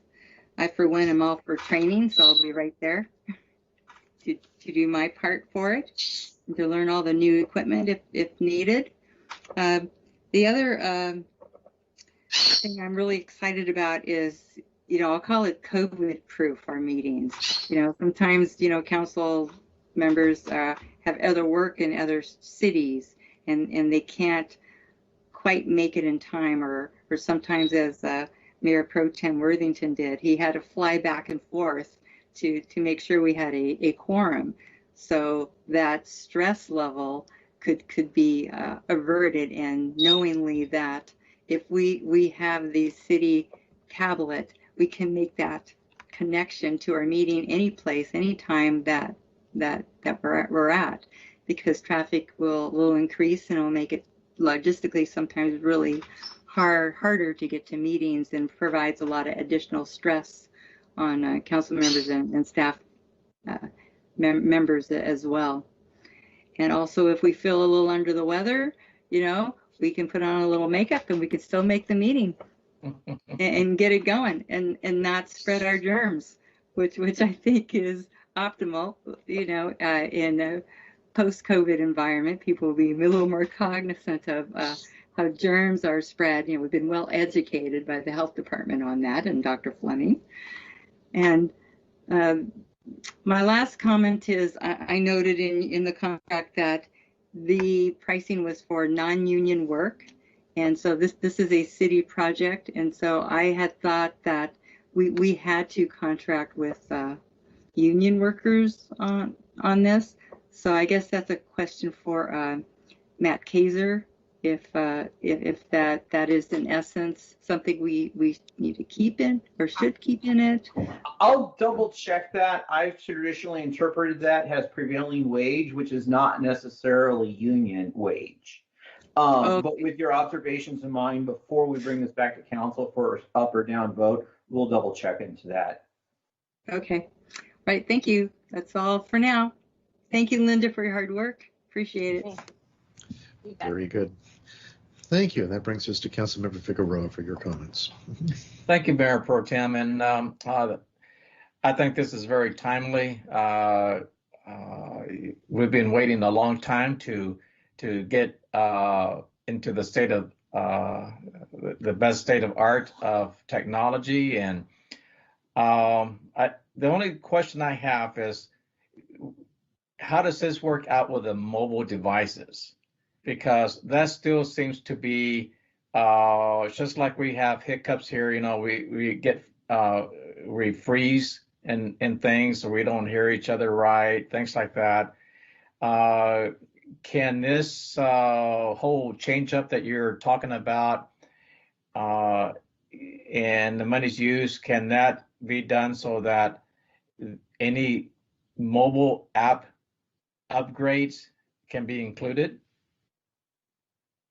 This particular piece that we're talking about implementing, won't have any effect on mobile devices or how you're coming in. But if there's something more we need to talk about hiccups in mobile devices, we can certainly talk about that later. And I'd bring in, Glenn would come in and talk to that piece of it, I'm sure. But yeah, there's no impact. This is simply, it comes all to the one computer. No, I understand that, Linda. What I'm asking, that part of this whole thing that you expand, that you as the lead on this, and I'm asking our council members to either support me on this, or maybe I'm full of it, but I really believe that while we're on this horse of getting our technology and state-of-the-art technology up and running for our citizens and ourselves, that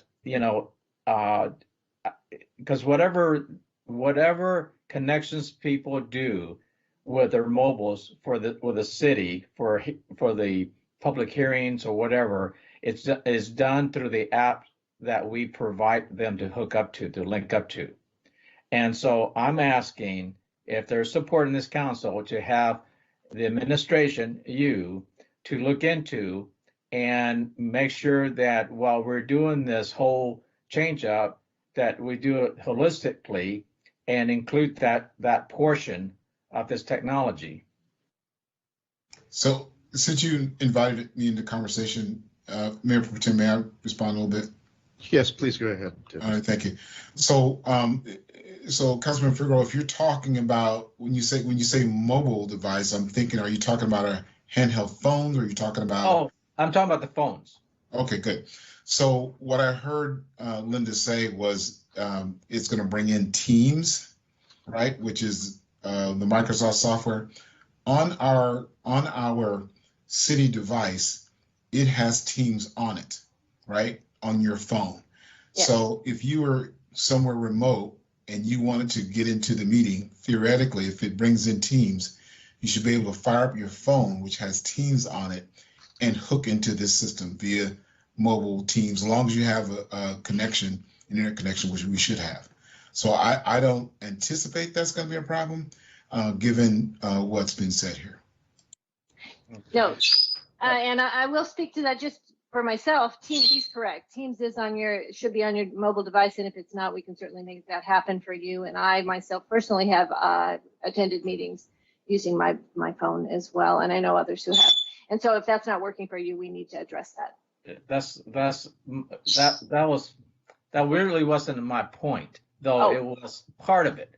The major point is the community, not just because what we're doing is not just for us, right? It's for our community and connecting to our meetings, I believe, and how they're also, if they're present, how they're heard and how they hear us and how they see us. I believe this is what this is about, right? So if that's true, all I'm asking is I'm not an expert in this, is I understand that our mobile homes given to us from the city, well maintained, and we got this app that we know that it works and all that.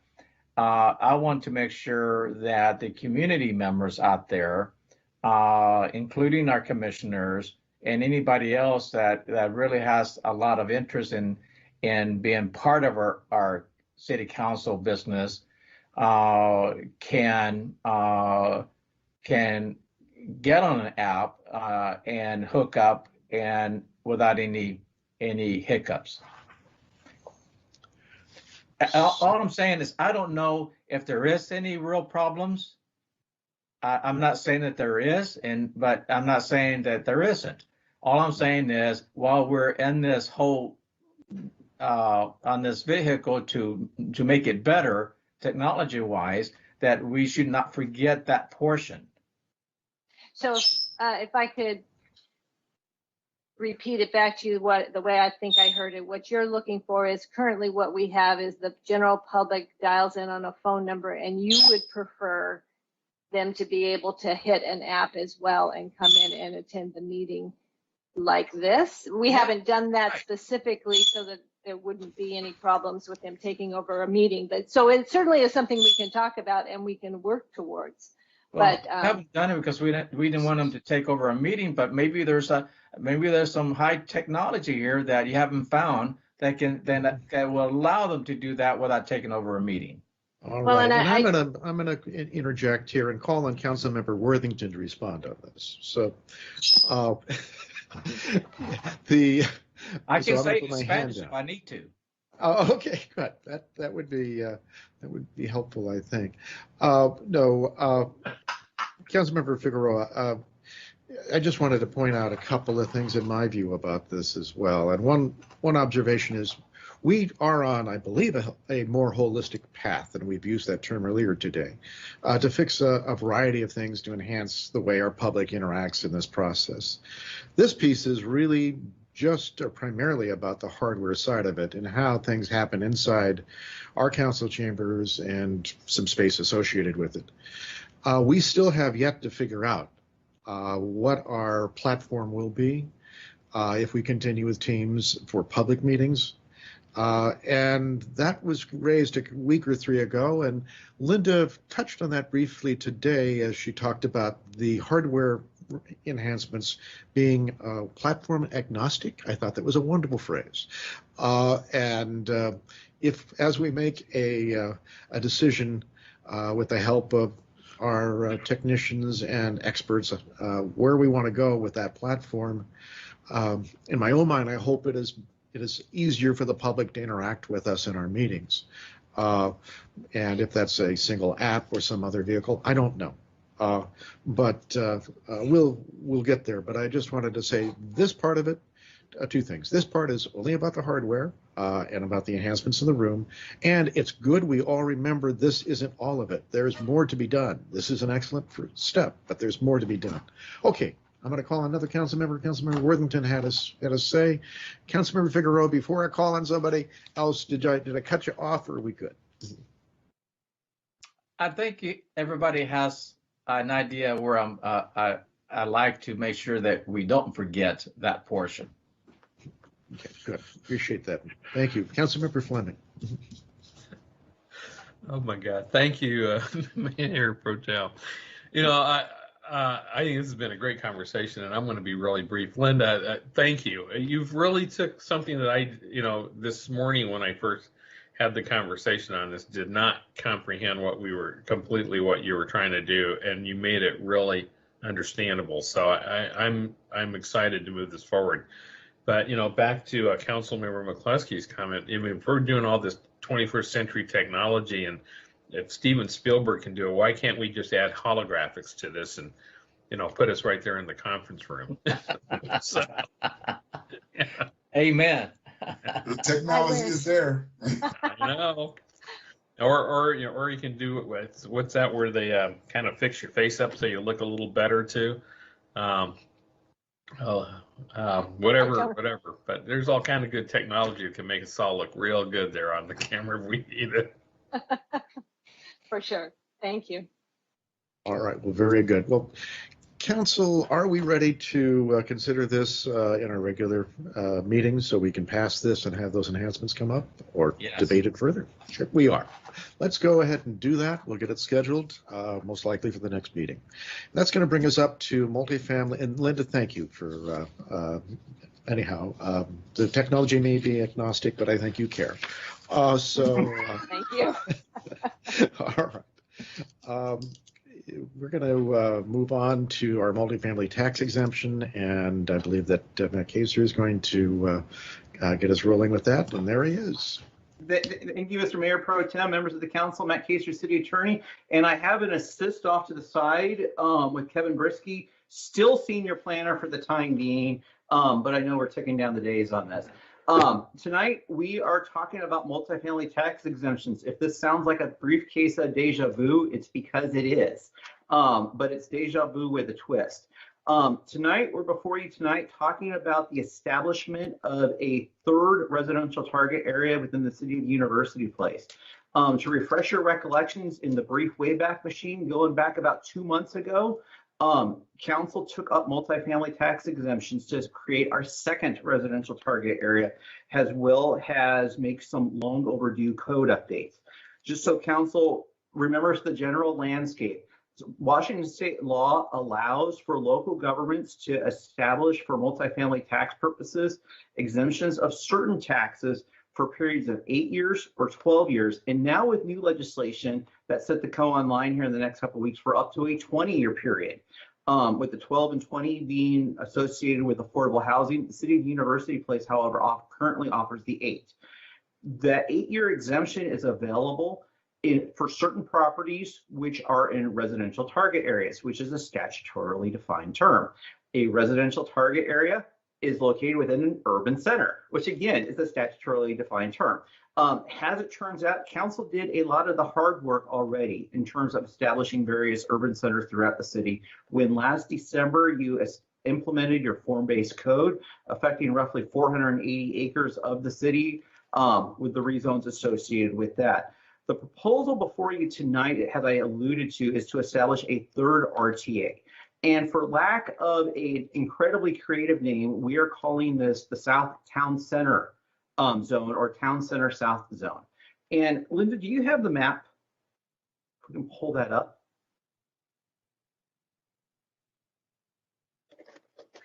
Give us a minute here, okay. Matt. I caught you flat-footed. Sorry about that.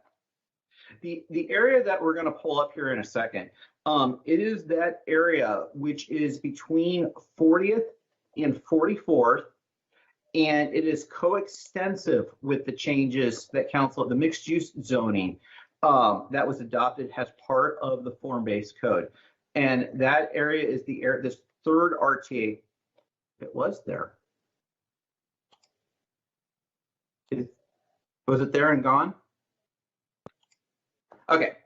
As alluded to, this is the third proposed RTA zone. The boundaries are coextensive with the current regional growth center. We did receive a request to expand this area. There is a project which is currently in for permitting, located at 4201 Bridgeport. Financial materials and other project pictures are in your council packet. I'm not going to have those brought up.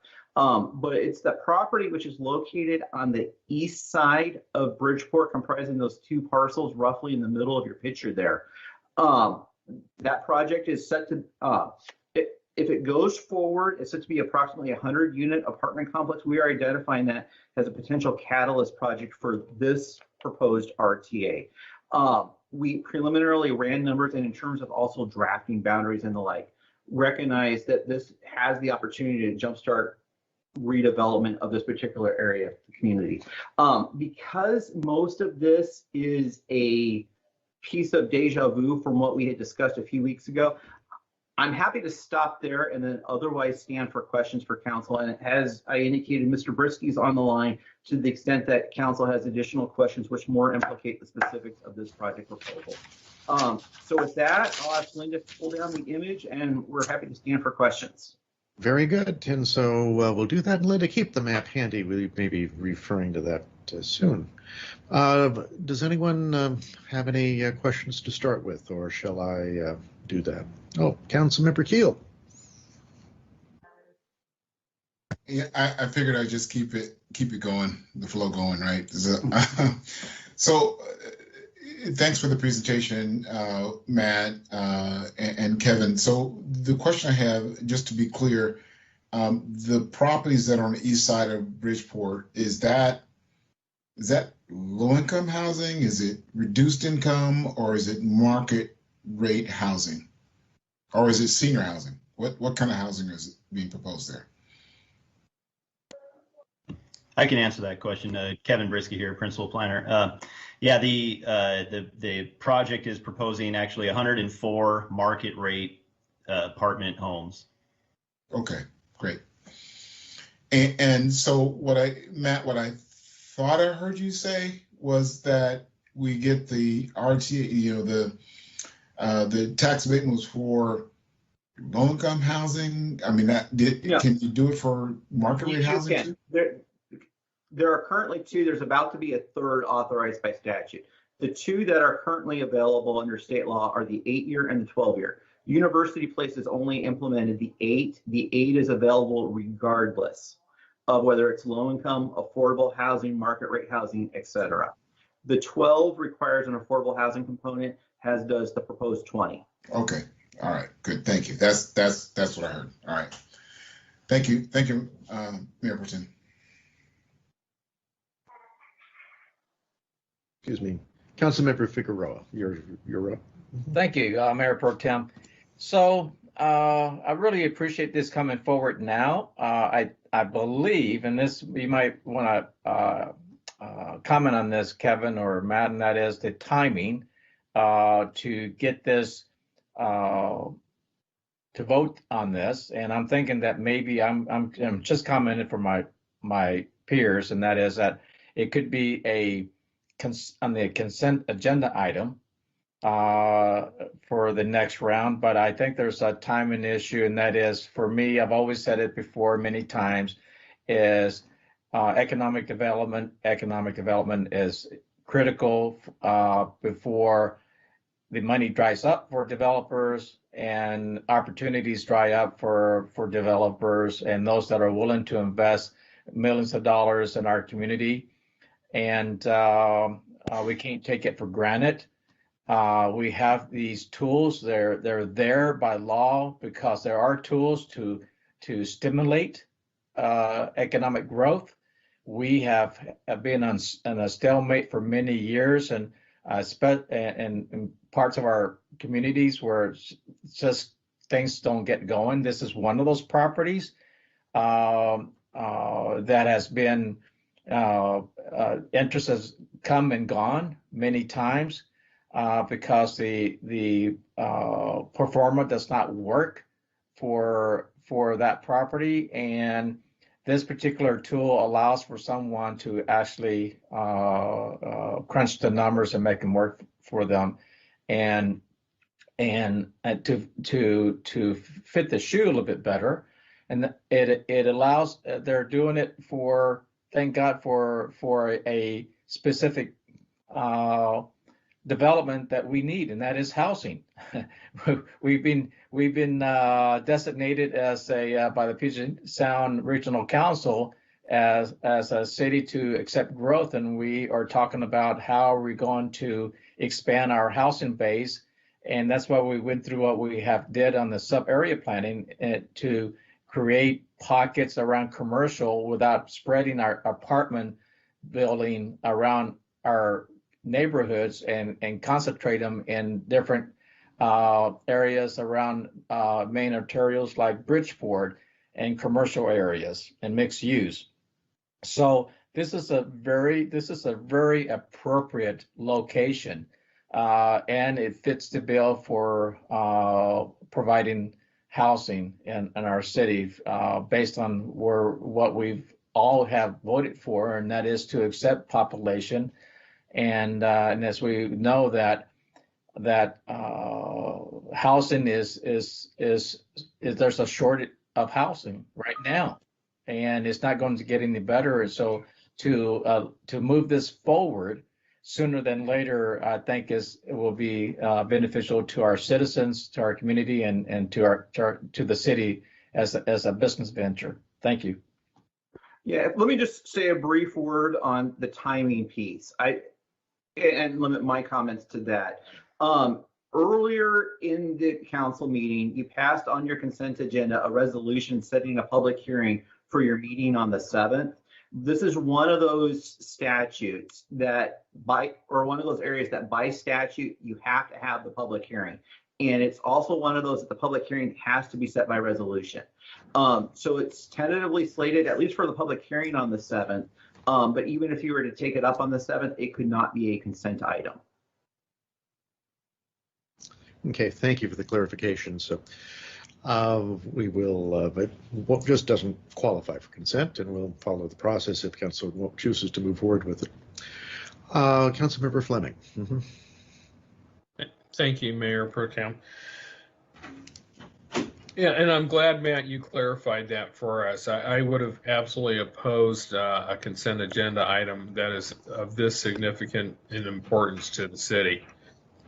You know, when we first talked about it this morning, I just had to take some time and process this whole thing. And I think where I'm just struggling, to be quite frank with everyone here, is, you know, we talked about tax abatements, and I recall warning the council in the very first time we did one of these, we were opening Pandora's box because we would start seeing people lining up wanting tax abatements as they develop more and more properties, and that's exactly what we're beginning to see. And tax abatements are neither good nor bad. You know, if it benefits the city, it benefits the city. But I'm just concerned about now we're going to just see, give me a tax abatement, give me a tax abatement as we continue to develop. You know, one of the things the citizens of University Place have said, and let me preface this comment, you know, back to the earlier remark that, yeah, we've agreed to take on more housing. And I think University Place is doing its fair share within the Puget Sound region. Since our incorporation, we have, depending on how you count the housing, staff came up with roughly 623 units. I came up with about 1,215 units that we have added to the city since we incorporated. One thing citizens have repeatedly have said to the city is, stop the apartment building and start bringing in retail. Economic development and the vitality of our city is imperative to encourage bringing in retail. We have not been very successful in not only fostering that, but encouraging developers to bring in retail. In fact, the latest development we approved, we voted to eliminate retail out of it. So, you know, if we're going to be building and encouraging more development in the city, yeah, let's do it for economic development. Let's do it to bring businesses into University Place, not push them out of the city and then replace it all with housing and think that we're doing a good job for ourselves by making money, because we're not making any money economic development wise when we're building apartments in our city. You know, we can look at the numbers, and we all have, in terms of, well, this is what the property's taxes are now. This is what the property taxes will be if we develop it for apartments. But your property taxes are going to be what they are no matter what you do to develop, whether it's retail, apartments, or whatever. So, you know, when we start comparing apples to apples, we should do that and look at what is a retail development going to look like versus what is an apartment development going to look like. I have never known in 20, 30 years in government apartments generating income for any city that's out there. So if we're doing that, we're the first on record to do something like that. I'm all for building up the city. I'm all for developing it, but I'm getting tired of it. All we see is nothing but more and more apartments coming into the city and nothing else. So I don't know how we're marketing ourselves. I don't know how we're trying to sell what we're trying to sell in our community, but I think I'm just worn out personally on just nothing but apartments, one after the other. So that's my piece. Okay. Thank you, Councilmember Fleming, and Councilmember Keel. Back to you. Yeah, thank you, Member Tim.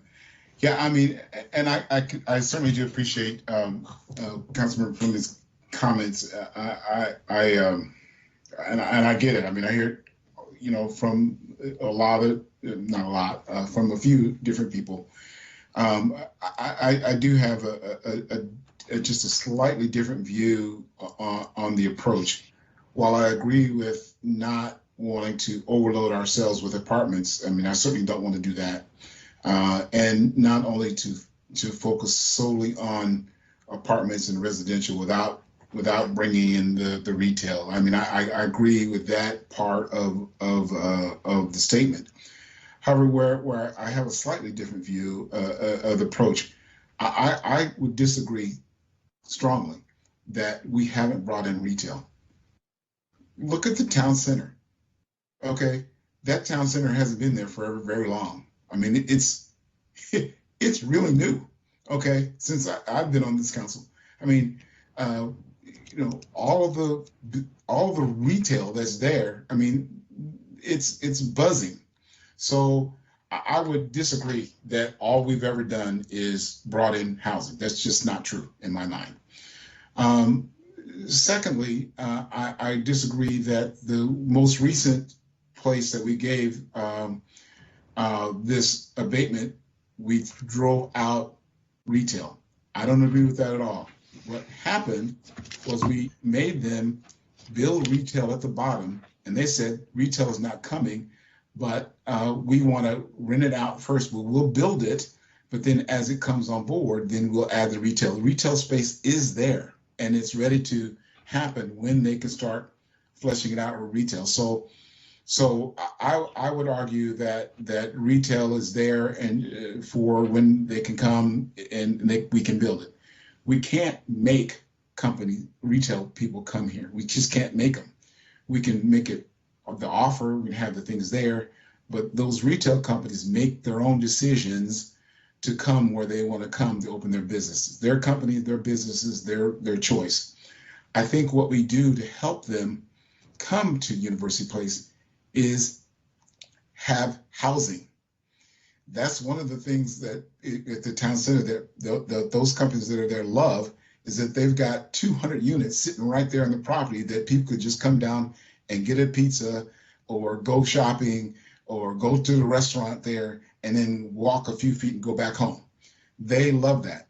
And I think that as we continue to build the density around the housing, that is going to continue to attract other retail, because they're going to say, hey, we've got all these homes, kind of nice, high-end, upper middle class, and now we got all these apartments that are going to be right there. And if I can put my retail in the bottom of their building on the first floor, then people just take an elevator ride and come down. So I agree with the argument, not going overboard, but I think that the approach that we have as a city has worked.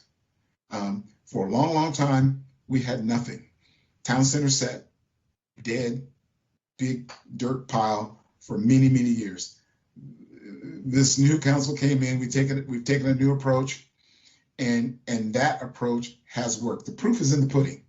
Okay, the town center is built. Okay, and we, even though we've got now people coming into the north end up in Mildred, where people can say what they want. Before, nothing, and what we've done now, there's something. The Hogan's place that we're talking about tonight, how long have that sat there ugly and not done? And now what we're doing, there's somebody there ready to put their own money, not city money, their own money to build it. And they are taking what we're saying and they're ready to do it. So I can understand the sentiment, but I think that we really have to take a hard look at the approach that we're taking, because the approach that we're taking is working. Okay, thank you, Councilmember Keel. I'm going to make some comments following Councilmember Fleming's comments. So, Councilmember Fleming. Thank you, Mayor Pro Tem. I want to be clear that my words are not taken out of context. I did not imply, nor did I state that we had not brought in any commercial. I have been on this council for 1 year. I have yet to see a single commercial development in the year that I've been on the council. That has all been apartments. So please be clear on what I'm trying to say here. Not what has transpired before that, but what we are currently doing as a council. If you go back and look at council minutes on that project up on Mildred, it was made clear to the council. We can interpret whatever we want, but I think the staff was very honest with us. The developer has been very honest with us. There is no intention, so we shouldn't have any delusions here. There is no intention to put retail up there now or ever. We required them to build that first floor so that there may be, that's our wish and a prayer as a council, but I think staff tried to articulate as clear as they could, that's not going to happen. I know the developer has made it clear it's not going to happen. So I'm just saying, I agree that, you got to have a certain amount of population to draw businesses in. I wouldn't discount that whatsoever. But at the same token, we got to start looking for a balance versus everything has to be apartments. And that's the point I'm trying to make this evening. Thank you, Councilmember Fleming. So let's see, I have a couple of comments myself. I'm also, in my time of roughly also about 30 years in government, have worked with the assumption, and it was more than an assumption, I did the math at various times in my career, that residential and specifically apartments didn't pay for themselves. That the drawn service was cost more to deliver than they generated typically in taxes.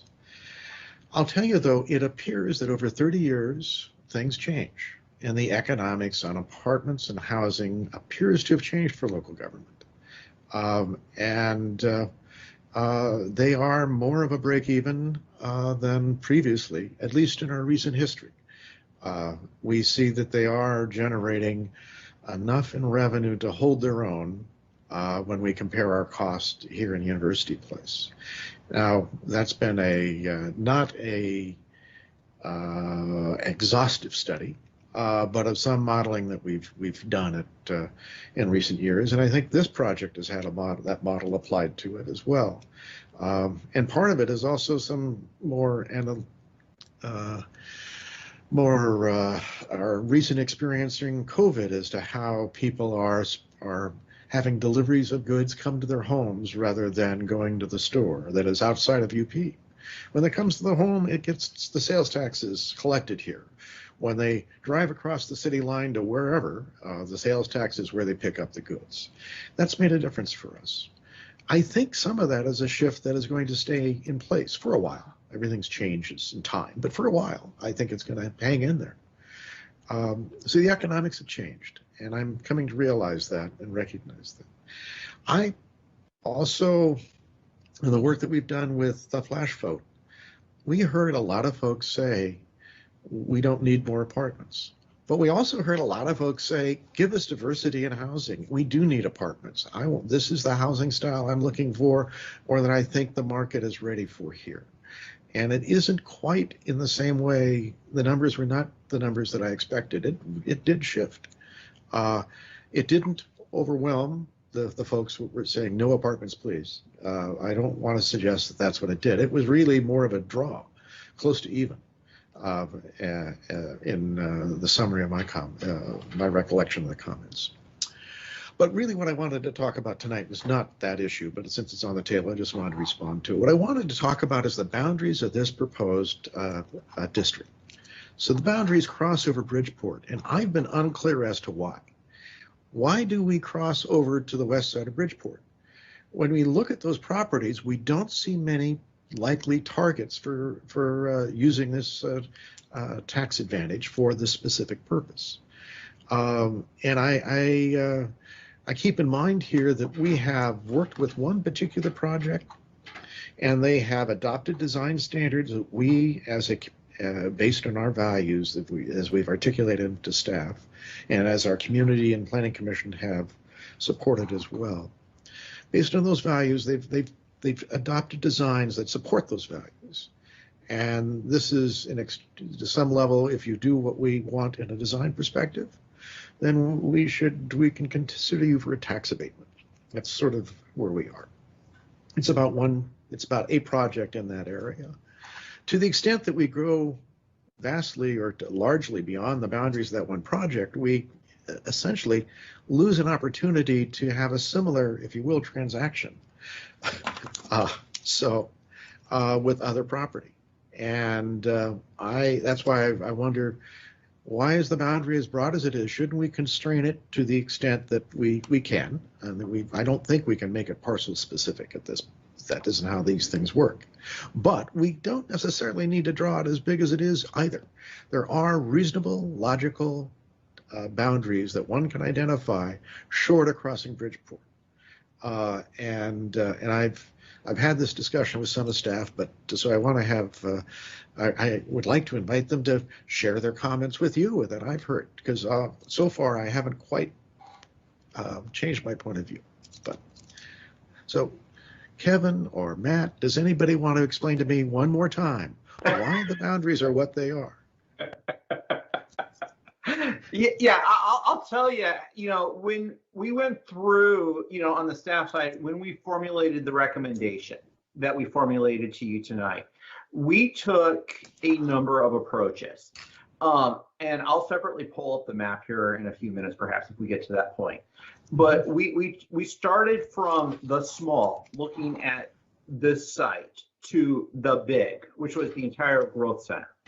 And we said, no, it's got to be somewhere in between. That's not going to work, and part of the discussion is, do we just rip off the Band-Aid and call the entire RGC an RTA, if you want to mix your acronyms around and get really confused? Or do we want to start targeting specific nodes along the way? Has opportunity start to develop? And that was sort of the tactic that you're seeing here employed right now. With respect to the Northeast Business District proposal that came through a couple of weeks ago, that was in response to a specific proposal using that as a node from which things can grow out. And when you look at the statutory language, I'm not going to throw it up on screen, I'm mindful of the time, of what constitutes an urban center under the tax abatement statute. It demonstrates that it's in an area that has a mix of commercial, residential, that sort of thing. And we said, look, council, we spent a lot of time with the form-based code, getting it to council action and ultimately to a vote. That was years in the making. So council put in that hard work, and the planning commission put in that hard work, getting it to that point where you can say, look, this is an urban center. So when we took the Northeast Business District, we just made the boundaries coextensive. Without, do we throw this parcel in, do we throw that parcel in? At this point, it was admittedly easier to do it that way. But rather than doing the parcel by parcel surgery, a similar approach was taken here. As we shared in our opening remarks, the boundaries that you see here are also coextensive with the form-based code amendments that council made back in December, targeting that specific block. Now, council is free, and the statute allows you to do this if you want to change the boundaries around and what have you. So to limit it to Bridgeport, or limit it to one side of Bridgeport, that sort of thing, you could do that. You just can't make it so small that it's, a 5 parcel RTA. What I would suggest if you did do that is really to look at 2 things. One is, what is the practical impact of the RTA now versus the RTA has redrawn? And then the second is evaluate what's the rhyme or reason behind either growing or shrinking those RTA boundaries. When you're looking at, to the first point, has a practical impact. A number of properties in there already are fairly built out. There's residential on the west side of Bridgeport, not on Bridgeport proper, but deeper in, abutting the school. Those properties are likely not to redevelop anywhere in the near, and maybe even the long term. Mhm. You do, however, have a couple of properties on the west side of Bridgeport. The property that's immediately across the street, I've heard it referred to as the old paper chase site, is a potential candidate. There's nothing stopping them from putting in multifamily right now. But if you want the benefit of the abatement, you also kind of have to do it, not just meet code requirements, but also do it our way with some of the requirements that council has already set forth.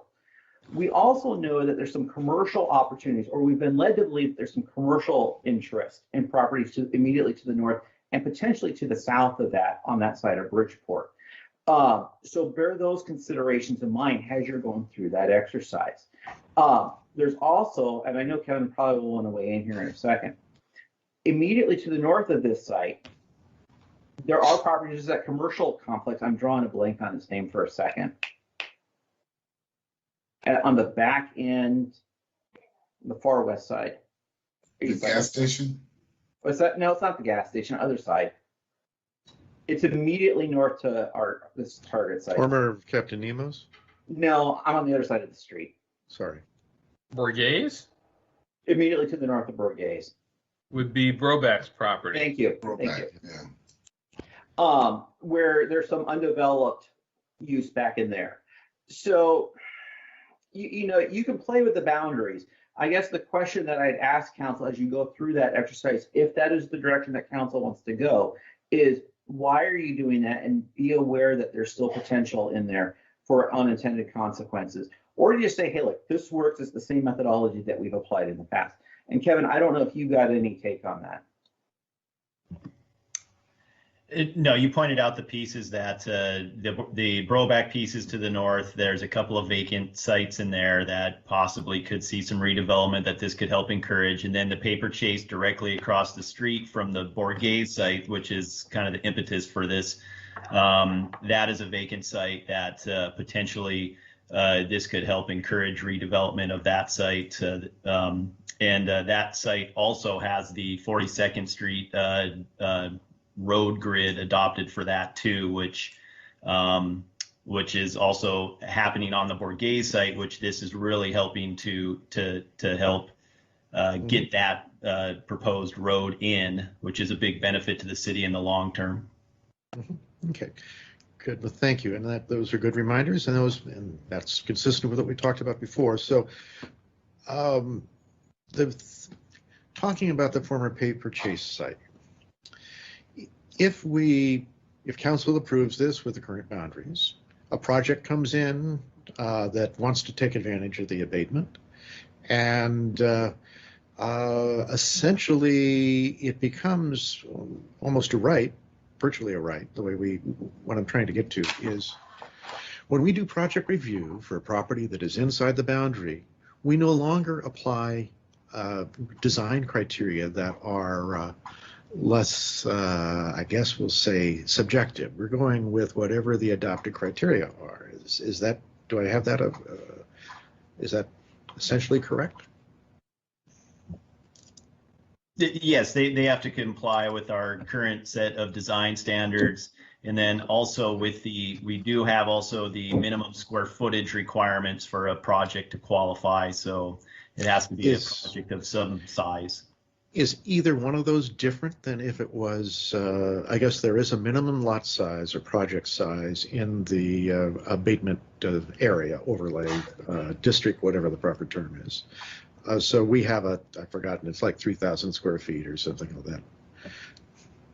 It's 24,000 square feet, which equates to approximately about a 30 unit project on average, or a 15 unit townhome project roughly.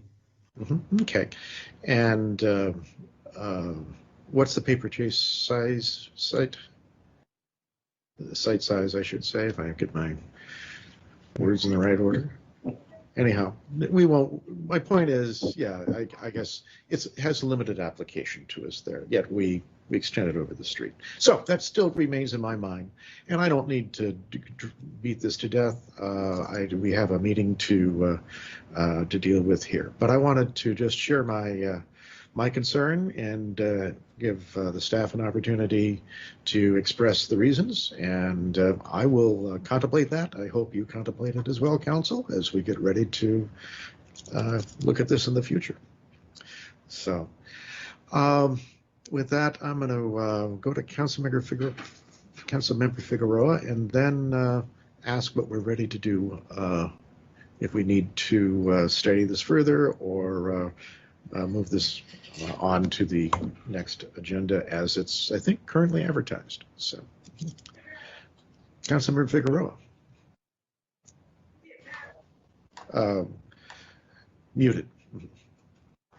Thank you, Mayor Pro Tem. So I just wanted to add to the flavor that was spoken to kind of slightly, but I wanted to drive the point, and that is, one is we've done a lot of work with the sub area and where apartments and housing should be. I'm not interested in restudying where all this goes to in this sector. If anything, the real question is, commercial is why isn't there commercial? And like Kent said, there is commercial in the first floor of this building. It's just may not be able to fill it as retail right away, but it's there. And number one. Number two is we have to, because we have not, we're still having issues filling spaces, commercial in our city. Look at where the theaters is. Look at where Grandview and 27th is. Just look at just many areas, even on Bridgeport, where we're talking about. It's not the easiest thing to bring in investors to develop and think they're going to just drag some retail businesses into our city. However, keep in mind that where we're putting some of this housing, and it was alluded to earlier, that when there's people around, retail seems to also say, well, we need to fill a gap here. There's some services here, or we need to improve the current services. We have a lot of retail around the Art Broback area. If you look at all those buildings, there's a huge amount of businesses around that. And all that area has been kind of stagnated about how they improve themselves, how that whole area has improved, or even any additional development, because of there isn't much going on. I really believe that this housing will help spring those businesses to either expanding, improving, or even finishing developing some of those lots, as well as across the street with the Paper Chase property, which has been vacant for 20 years now, a very long time. And then you got the other businesses across on the west side. Anywhere from where Baskin and Robbins was, that closed down and is having a hard time filling up. And then you have some of the other businesses. Urgent care has moved out, and that's vacant. And it's just on and on along that strip. Those folks with with the proper projects of bringing in housing and people will bring activity that will need those services and will improve that retail in that whole area. So maybe we're not having the retail that is desired in mixed use in these buildings, but certainly the effect on all the other retails that are suffering in that area because of lack of pedestrian use, people living there, around there, will certainly help out a lot. And I really think that we need to just move on with this and let the natural flow of the market take place, which I think will be favorable. Thank you. All right, very good. Thank you, Councilmember Figueroa. So as you're suggesting, moving on, I think is the order of the moment, and we'll do that. Council, are we ready to consider this as we've advertised for the next meeting? I'm just looking for some sense of that, and sounds like we are. Great. I think we're all set. With that, I would move us on to the council workshop follow-up. Mayor Pro Tem, I just had one comment just to respond to you moving. Sure.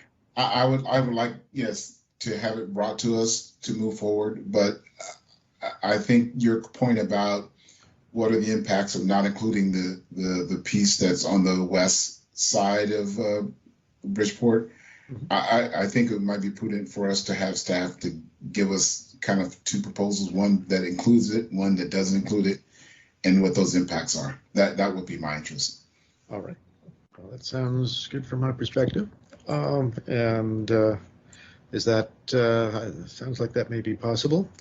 You see if enough nodding heads, we can look at those options. Great. Thank you. All right. Then that would bring us to the council workshop follow-up. And with that item, I would entertain a motion to table this item until Mayor Belisi is present. She is central to what this discussion should be and where we go with it. So is there such a motion to table? Councilmember Keel, I move to table. Councilmember Figueroa seconds. Okay, well, that's a privileged motion. We're going to take a vote, and all those in favor of tabling the item, please say aye. Aye. Aye. Any opposed? None opposed. The motion passes. The item's tabled until Mayor Belisi is available to conduct that item. With that, it brings us to the end of this evening.